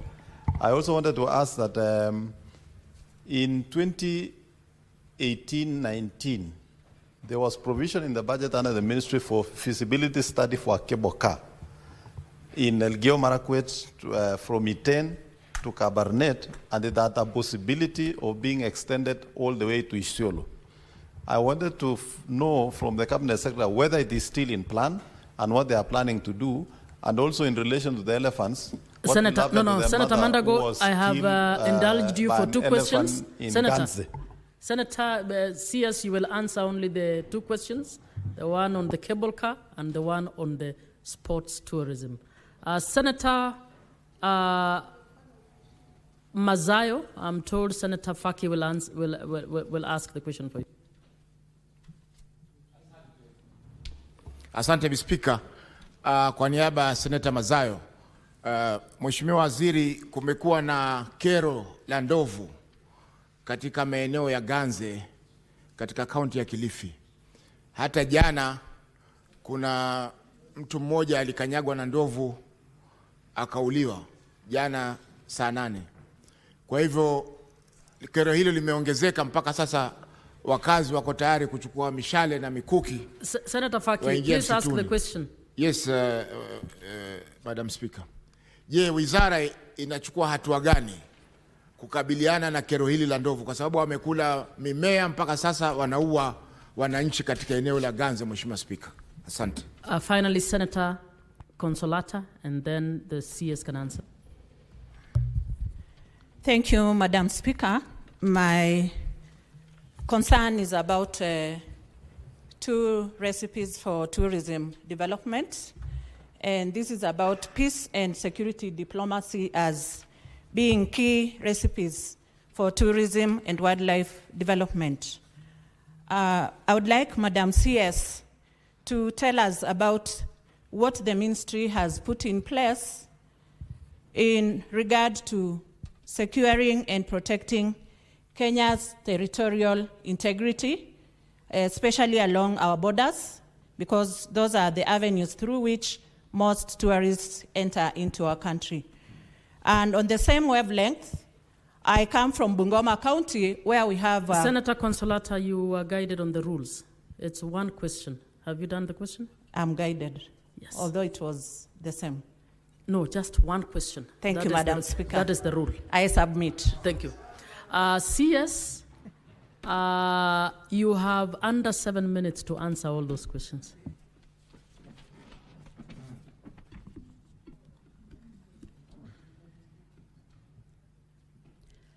Thank you, Madam Speaker and members. In terms of the budget, I don't have the exact figures today, but would be willing to look at that. The next question... So you can submit that budget in the next 2 weeks? Yes.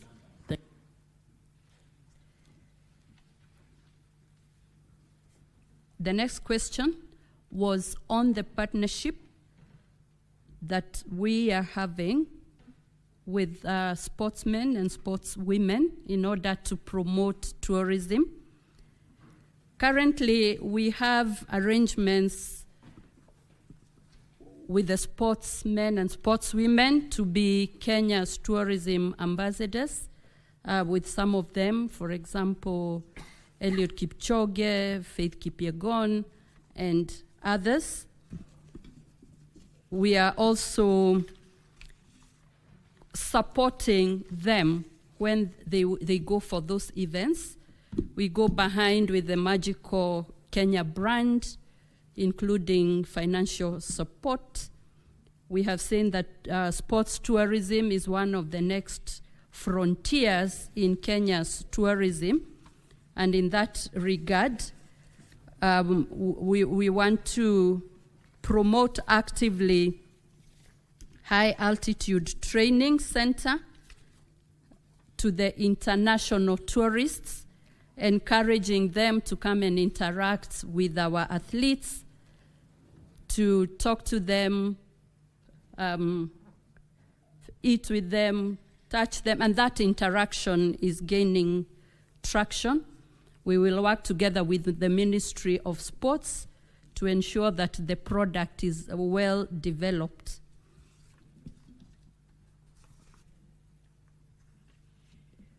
We have, I was asked about the partnerships that we have seen in other countries. Those partnerships, we have done our research and we have information. They are quite costly. Some of the partnership costs up to 4 billion Kenya shillings annually. And we are at this stage evaluating which ones can be with the highest impact, with the best affordability. But we have quite a lot of expressions of interest, but we are carefully, together with the relevant ministry and other government authorities, trying to see which will be best for Kenya. On Mama Ngina front, consultations are still ongoing between the county government and the national government. We shall ensure that we hasten the discussions. We were there over the weekend. It is evident that we need to develop Mama Ngina waterfront for functions, for tourism activities. It is a very premium location, but we will hasten the consultations and the action plan that needs to follow. I undertake to do that. In terms of human-wildlife conflict, I want to assure the Honorable Senator that we have not neglected the wildlife segment. It is one of our priorities. The ministry receives about 950 million annually since His Excellency got into office. He has prioritized the human-wildlife conflict issues, both in terms of mitigation and compensation. And we will be glad to have specific discussions with Elgeyo Marakwet.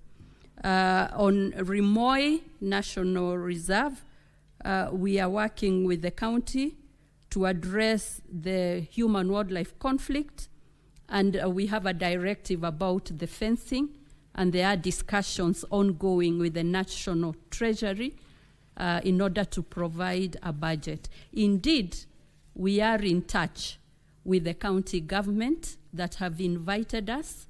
At the earliest opportunity, we shall be visiting Elgeyo Marakwet. But on all these issues, we have the review of wildlife conservation bill that is ongoing, so that we streamline these human-wildlife conflict issues, including the compensation, public awareness and education, employment of more rangers has also happened for the first time in 10 years. Last year we had a pass-out parade of 1,270 rangers, which was historic because that had lagged for 10 years. We also have other projects like fencing in the hotspots, and that takes me right straight to the question about the human-wildlife conflict in Kilifi. We were recently in Kilifi together with all the leaders to discuss the matters of human-wildlife conflict. His Excellency the President has also guided us, and we are working on how to fence that area. We know particularly elephants. The population has quite increased, and therefore the conflict has increased, but we are putting all measures to manage the conflict that has ensued. Thank you, Madam Speaker. Honorable, which question? The cable car. Okay, CS. And Senator Consolata, which was your question? Just say which one it was so that... On territorial integrity, the safeguards put in place by the ministry. CS, the two questions? The cable car? And yes, I beg your pardon, Madam Speaker. the standards for the cable car are yet to be finalized by the KEBS. And we are following that in consultation with other stakeholders. But I will go back and find out where the process has been. But it's one of those things that can really promote tourism. Yeah. On territorial security, security is in consultation with the Ministry of Defense and the Ministry of Interior, together with the Tourism Police Unit, and we are having constant consultation, realizing that security is one of the requirements for tourism. Every tourist that leaves their country to travel to another always looks at the security issues, and therefore it is on our highest radar in consultation with all these relevant authorities. Thank you, Madam Speaker. Thank you, Honorable CS, for answering all the questions that were put before you. We can now release you and we move on. Honorable Senators, we will defer orders 8, 9, and 10